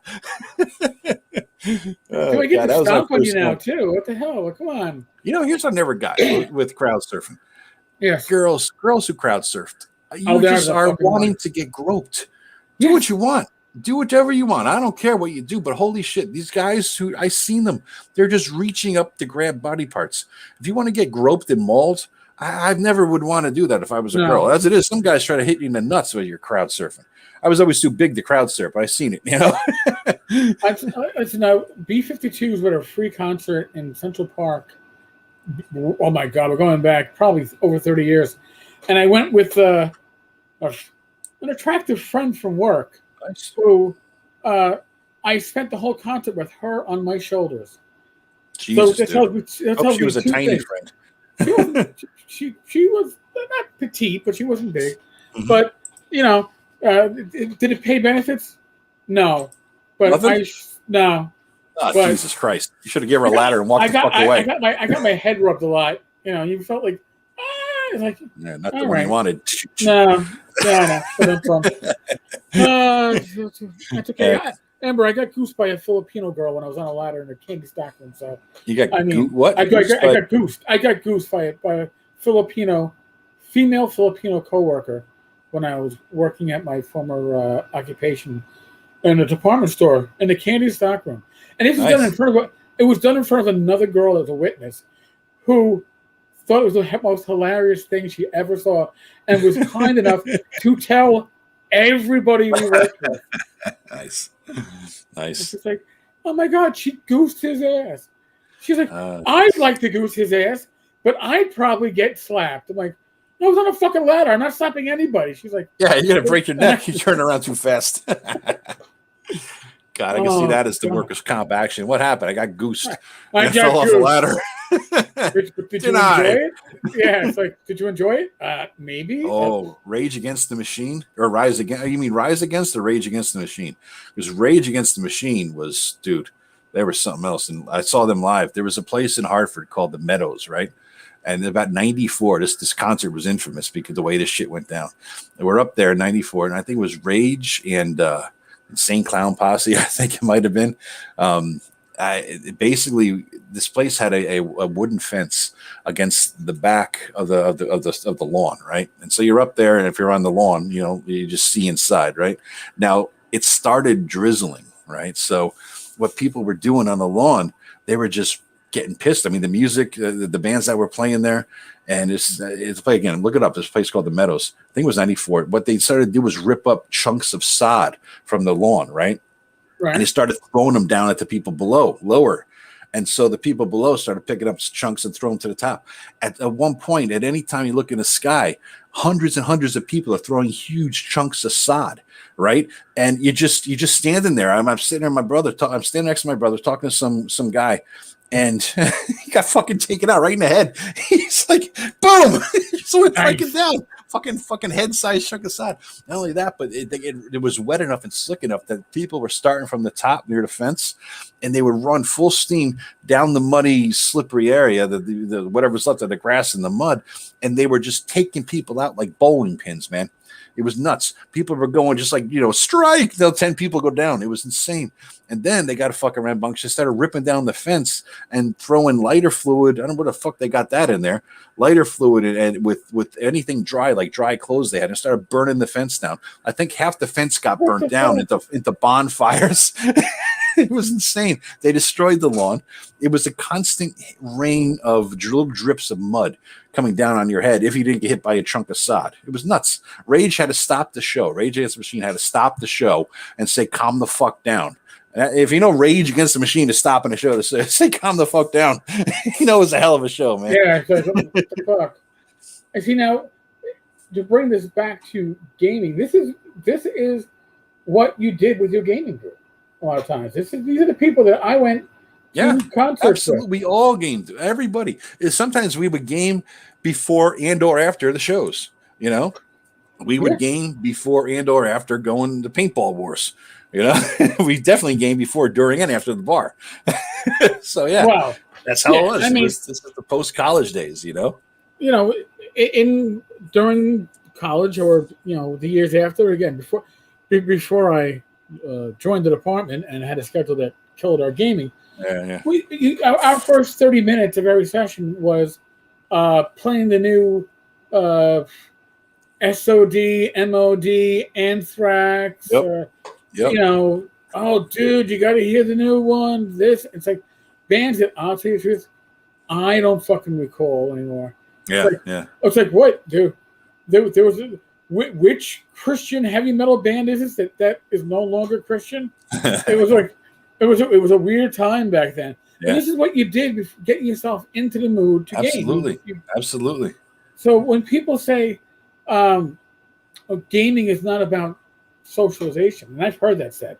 You should listen, when you get a gaming group together, and now we'll go off to the weeds before we close this one down. When you get a gaming group together, the most important thing is that you all mesh. I'm not saying it at a convention, but if you're going to be putting together a campaign, people have to mesh. Yeah, and absolutely. I still remember when we were adding people to our regular gaming group. I was on Roll20 and Google Hangouts. I would make it clear to somebody, like, listen, we're going to bring you in for a session and see how it works. And then the group will decide. Yeah. And, because you don't know. You don't want to assume that somebody's going to be a good fit. And if you're not a good fit, it might not necessarily be a reflection on you as a person. It's just the personalities don't match. We were a bunch of, politically incorrect assholes that like to crack a lot of jokes. Not every group will be like that. I wrecked a good group that I had because I thought we could just keep adding more. I had a good game going, and a couple more people wanted to join, and it stretched the good thing too thin, and it broke it up. And I blame myself for that because I didn't follow that rule back then. It was a LOTFP game, Lamentations, and we were playing at a Moe's. The burrito place early in that sounds fun, man. It was good because we get there at 11. They wrote is a Sunday, and they were slow because it was a place that we could have a table to ourselves and nobody bust our chops. They were slow at that time of the day. They were kind of still setting up, so they're open. They don't care. We're eating. As long as we buy food, we sit there all fucking day and play. They weren't that busy, right? And it was a fun time. It was a fun game. And then more people wanted to join. And then we ended up changing location. And then some people couldn't make it. And it just disintegrated because the new people didn't mesh with the old people, Yeah, but that's important. And then people are like, and I've heard the argument, well, your group should have a certain number of females. Well, you should. No. Listen, just like you don't choose your group that you socialize with at your bar, right? Or your group of friends that you hang out with. This forms organically. A successful gaming group is organic. Yeah. You can't force it. Again, I'm not talking about convention play. Convention play is something different. I'm talking about organized play. That's something different too. But when you're talking about your home group, you're likely going to start your home group or a group with people that you already know. Yeah. And, you shouldn't try to shoehorn in folks that don't necessarily fit the already, moving dynamic. I can tell you this is interesting too, because it's not only what you're saying is totally true, but you can't always stick with the same group. The group that I'm talking about from back in the day, we played all the fucking time. We were all there. We were all doing it. And and we got most of them, if not all of them. Fuck, we got all of us back together more recently, right? 20-something years later. And, one guy was finally back in town. The other guy was able to do it. It was all that kind of, finally the formula came to, right? And I had still been playing, right? Not only had I been playing regular D&D, me and my brother, I started getting the old school thing. And so my style changed and I developed differently, right? So evolved is the wrong word because it makes it sound like I'm better than, but I'm not saying I'm better than. I took a different path in D&D, right? My brother took a different path than me in D&D. He likes the newer stuff. I like the older stuff. We try to have a happy medium somewhere. Now, these other guys, they didn't keep playing, right? A couple of them didn't keep playing. And one guy who did keep playing, he never grew as a player, right? In different ways that other people did. And so it just didn't fit anymore. Like we weren't 25, we weren't 23, we weren't, those just early post-college years with our first jobs and our shit cars, and we had flexible hours and we make it work, and we weren't all idiots. We were idiots back then. We're not as much of idiots now. We still are idiots, but we changed as people, we changed as gamers, and the group that was fantastic in 1993 in 2020 just didn't work anymore. Which is kind of sad, We ending the campaign. It was just like, this isn't going, this isn't happening, And so it's just pretty sad, but it happens sometimes, No, and listen, on a yearly basis now, ever since I guess 2002, 2003, my old gaming group, which we had gamed steadily until '97, when from high school through '97 when I went to the Police Academy. Well, actually, when I got out of the Police Academy, sorry.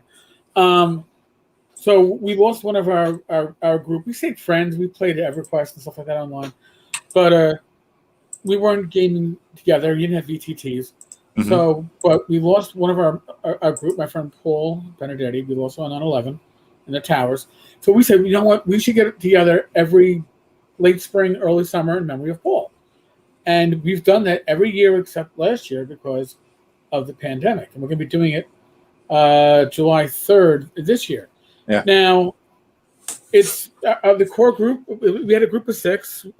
We get together now, and it's a group of 6 because we also have a friend that's adjacent to the group. It wasn't a regular, but he did play with us a lot. Yeah. But now it's getting back together. So we get together once a year, and it's 2 sets of brothers, total 6 of us. Mm-hmm. And usually, what I do is I bring some gaming material to give out, and these guys still. They were trying to play 5e, but they were trying to play 5e on demand, like you play an MMO. It's Hey, dude, let's play D&D in 30 minutes. Like, dude, I can't fucking live like that, and I can't. and I'm not running 5e. Yeah, I told them that too. So, but we still get together. Learning 5e 3-4 years later. I'm still learning a system. You know what? We still have a great dynamic and a great friendship, but for me to run them as a group. I don't know. I think the best we did is we did a combat dice off a number of years ago to see who was going to get the spare Swords of Wizardry white box set that I had. Nice. And after it was my friend Dave who got it. It's like, dude, do you know this thing goes for like $250 and like Noble Knight? I'm like, yeah, I have 2. It's okay. I wasn't going to sell it to Noble Knight would have offered me like $25 for it. Yeah, they really. I can't imagine ever.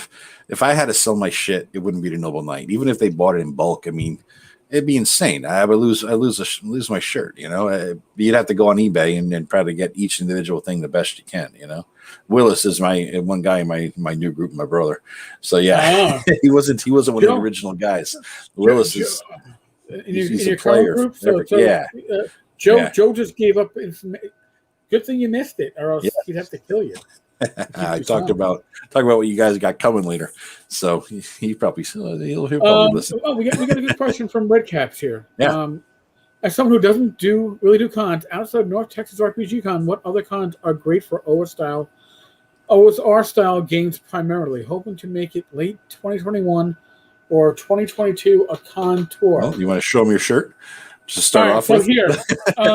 ShireCon, it's in Connecticut. It's only a 1 day. So if you're not in the Northeast, you might want to It's in September. This year it is It's the third week of September, I think, right? Yeah, the 22nd or 23rd. I'm making a weekend of it. I'm in New York City, but I'm going to go up Friday, go to bed and breakfast, stay there 2 nights, and the con's on a Saturday. Just going to make a little weekend getaway with my wife. Yeah. About an hour and 15 for me, I think. So I'm just going to drive up, shoot up there, and come back. For me, it's about 3 hours, but I just figure it's a great way to get away. It's a nice small con with a really cool, chill, laid-back vibe in a neat little Leave It to Beaver style town, you know. So when we play in an old church, it's kind of fun. It's kind of fun. Game Hall has a very large OSR presence. I'm not going to say it has a primary OSR presence because once you get to a certain size of convention, and Game Hall is a large convention for us, 3,000 or 4,000 people. Yeah. You're going to have primarily 5e. It drives the money. However, Game Hall is the most organized convention I have ever attended by far. Alex Kammer, his German roots come out. He makes it run like fucking clockwork. Alex runs a great convention. It really is. And I never have any problem not just meeting other old school gamers, being recognized by old school gamers. And it used to be people would have to see the name tag, but then I started doing a podcast, and I'd hear people go, I know that fucking New York accent anywhere. It's like, oh, Jesus fucking Christ. Another fan of the podcast. Now I got the YouTube. Now people actually know the face. Yeah. So, yes, Game Hall is great. That is my face, by the way. The guy and the horse, that's me. That's really that's a perfect show. Gary Con. Gary Con is a bucket list item. I'm going to say what's a bucket list item because it's at the Playboy, the old Playboy Estates or resort or whatever the hell it is. It's an amazing location. I actually spent 1 year there at one of the private, condo cottages, which had 2 floors. It was awesome. I'm not complaining. There's a spa there. It is. Any old Playboy bunnies still around or what? No. Actually, I think they took down the display that used to show the old Playboy stuff too. It's at the. But now here's the issue with Gary Con. You're in the middle of fucking nowhere. So if you fly in, which you probably will, is it Lake Geneva? Yes. All right. Yeah. You're gonna fly into Milwaukee. Now, my first 2 years, I was like, Uber, right? Uber, and yes, you can get an Uber from the airport to the convention site. Not a problem. It's about $100, give or take. Yeah.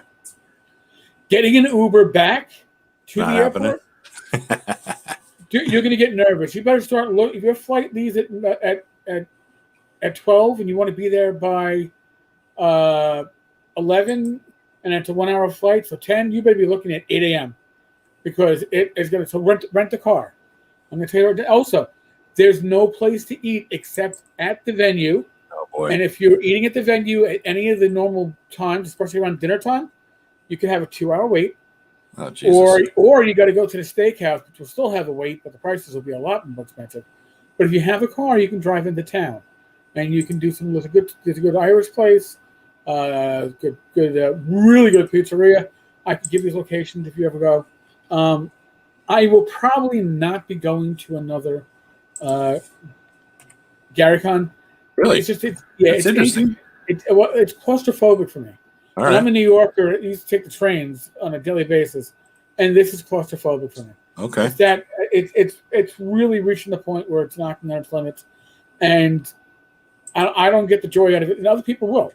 So if I'm not going to get the joy out of it, and other people will, fine. Also, here's the other reason why. GaryCon is generally 2 to 3 weeks separate from TotalCon. Yeah, TotalCon is awesome.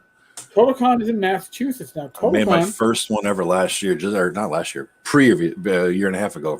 Just before COVID hit, basically. Early 2020. Yep. TotalCon is a wonderfully run con. Great people, great vending areas, a good presence of old school gaming, and old school gaming personalities. So that's really, when you think about an old school presence at conventions, GaryCon, Game Hall, TotalCon, and especially North Texas, you will get a lot of the old timers. Now, certain old timers. Tim Kask. I played with Tim Kask's game last time I was there. I got the special coin he talks about in his podcast that he does.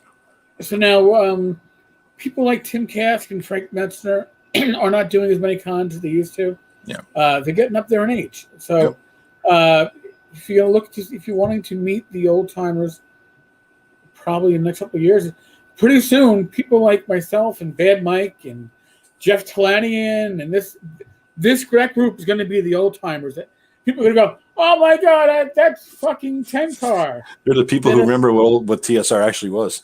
Yeah, the only ones left. I mean, that's just Listen, you go to Mark Hunt. If you don't know who Mark Hunt is, he put out the new edition of Gangbusters.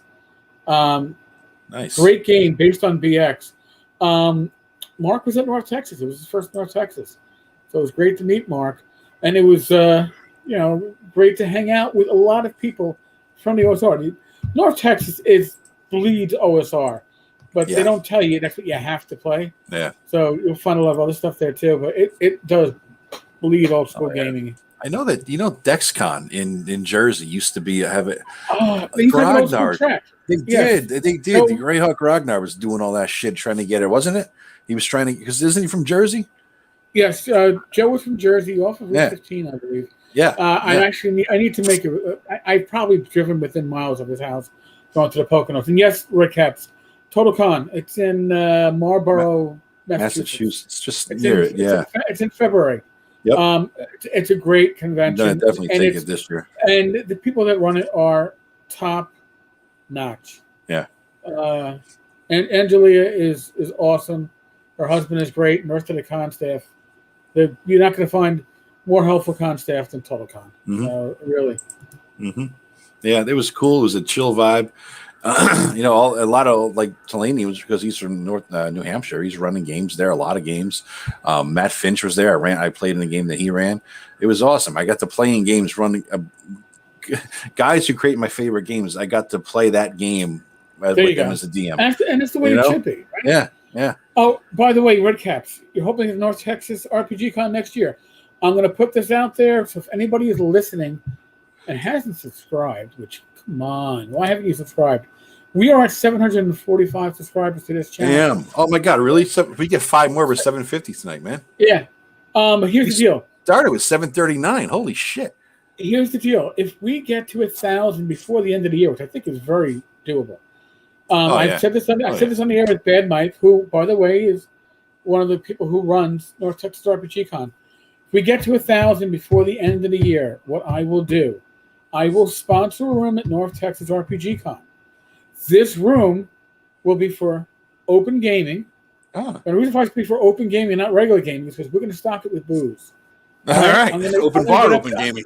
Basically, open bar, open gaming. There was a BattleTech room that was pretty much similar, but we're going to do this. Because I was like, wow, I could pay for an open bar at the bar for 2 hours, and they would probably charge me $2,000. Wow. Right? Or I could sponsor a room for $500, spend $500 on booze. I'm ahead of the game. Bring your own booze in. Exactly. But we got to hit 1,000 subscribers. That's really what it comes down to. And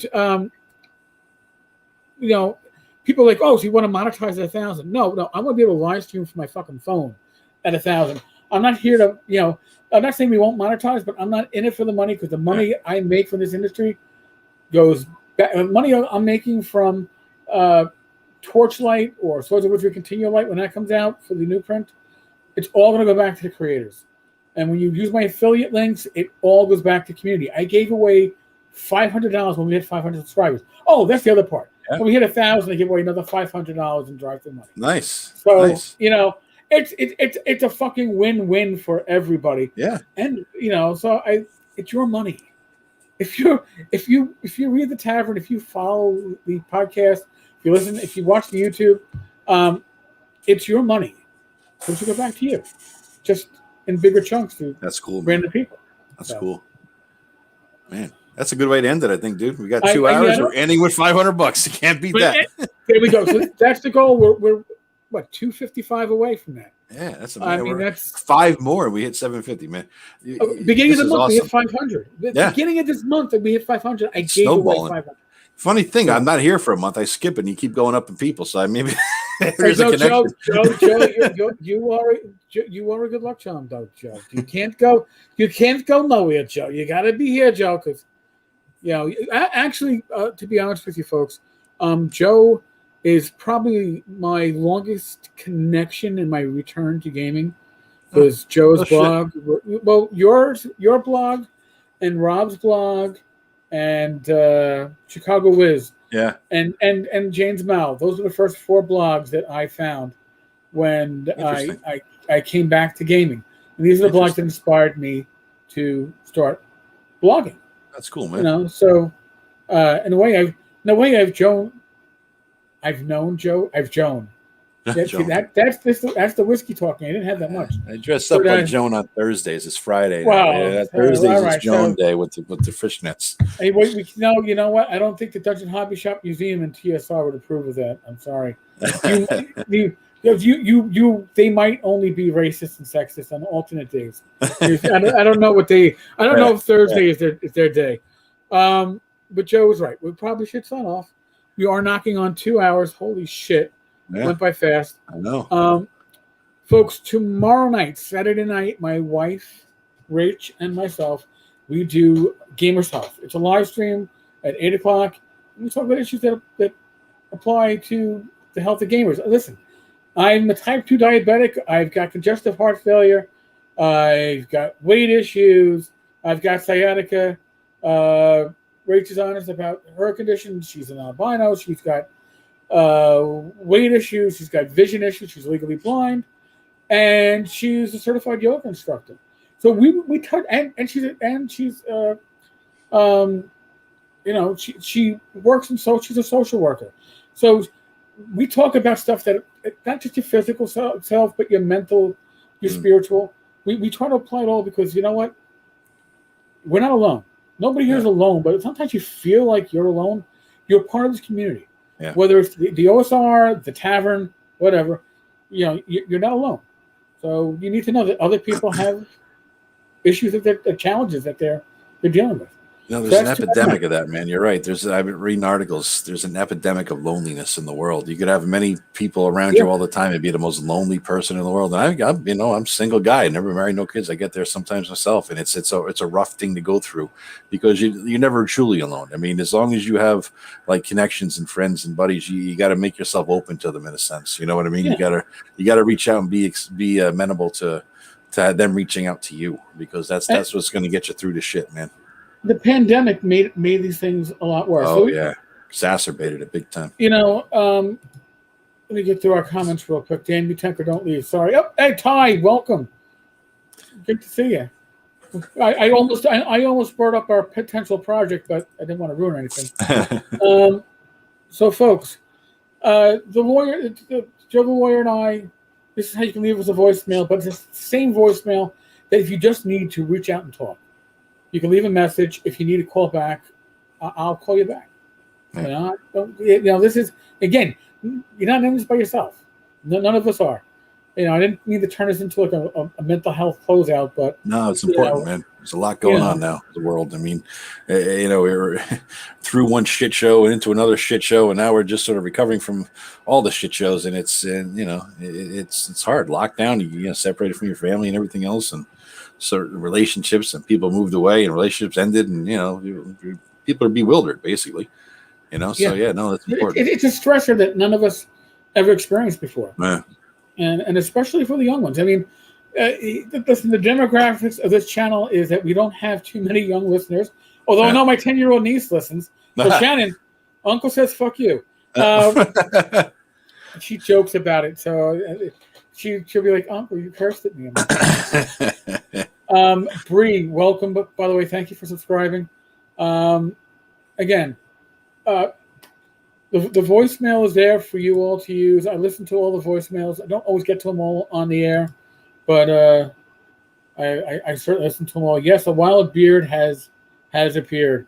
We always love Ty Beard, and you know what? I think we'll have to grab Ty one day for the live stream. Ty, I've watched you. I've watched your appearances online, and you do make a very good appearance. But I'd like to hear your gaming side online as opposed to your lawyering side. This is cool. I'm loving all the new people in the chat today, guys. This is fun. This makes it. This is the fun part for me, is the back and forth, the interaction, the banter. You know, it feels like an old AM radio, 12 midnight, AM talk show kind of a thing. It's kind of neat. Oh my God, WNCA. Yeah. I'm listening to Mark Simone on WNCA Radio 660 on your time. Or that guy late at night used to talk about UFOs. What the fuck was that show called? It was only at 2 a.m. But he had like a 3-hour show about whatever the latest UFO conspiracy my theory son's thing mother was. used to listen to that all the time. Oh, it's fantastic. It was fantastic. Nori does it now. Coast to Coast, bearing bingo. Coast to Coast. That's right. Art Bell. My God! Could we do a Coast to Coast D&D version? That's awesome. I don't know. We'd have to an Art Bell. Yep. We'd have to really think about that one. Coast to Coast with Tenkar and Joe. I used to love that show. It was the best. You're up at 2 a.m. and you nothing going on. No, whatever it is, you put that on and laying in bed. You just sit there thinking about shit. Because you wonder, is this shit real? Could it be real? You never know.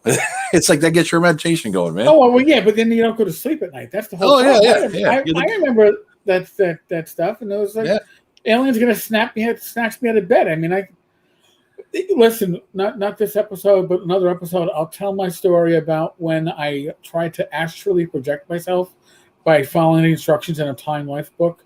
Did it work? I think it did, and. It was. Jesus Christ, man! Oh no, dude! The Jesus Christ part is yeah. The succubus from the Munster Manual, probably the page that was always easy to find because the succubus. Yeah. Well, when you're half drunk trying to actually protect yourself to the girl who believes in this shit, and you're like, I can do this stuff, right? And then you're like, oh wow, I think I'm out of my bed. I'm like, this is pretty fucking cool, right? And it's like, wow, I'm looking at myself outside my window. Whoa. Well, why do I feel a sexual I was like, this doesn't feel good. It was a sexual feeling, and I also felt scary, dangerous. That I was like, and then I saw like something that was sexual, and I guess we would say now demonic, but I didn't have a visual image, and I was like. And next thing I knew, I was back in bed, and I was like, "Okay, fuck this shit." Dude, you're telling me that you astral projected and a succubus felt you up, and you left the scene? Yes. I was. What are you nuts? That's my dream. 20. Literally a dream. 20. That was no. Oh my God! It wasn't. It could have been about dream, but I don't think it was. It scared the shit out of me, and it's just like I don't know how to do the rosary, but I think I'll learn fast. Type of deal. So, yeah. And I might have hung around to the climax and then pop back with the rosary. Man, I don't know. You're going to succubus, Dude, from age 14 to age, 17 or 18, that page made the appearance in the, you know what I mean? Dude, I still remember, being 10 years old and climbing out of the back seat of my parents' car. They had the one big, huge front seat going, well, that's a new feeling. What the fuck is that? So that... The 10-year-old me probably would have been like, okay. Yep. Coast to Coast. That's right, Red Caps. That was, we got to do it. We got to do it. Some kind of Coast to Coast version of this. Coast to Coast themed episode.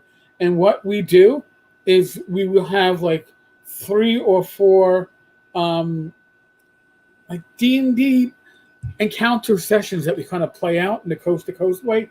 Just kind of brainstorming it. All right. But we'll come in with some like basic ideas. Dude, Tim Shorts would love the fuck out of this stuff, man. He loves all the weird hauntings and strange occurrences and all that shit. We'll get him in here.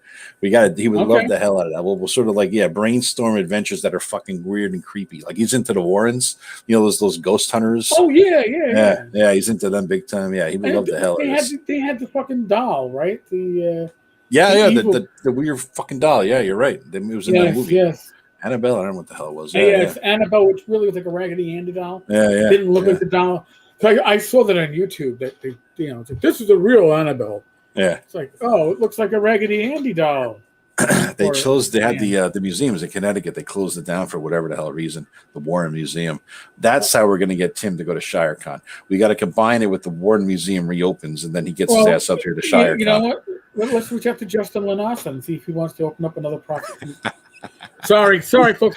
I had to go back there before we ended this because full circle. Full circle. Folks, thank you for listening. Thank you for subscribing.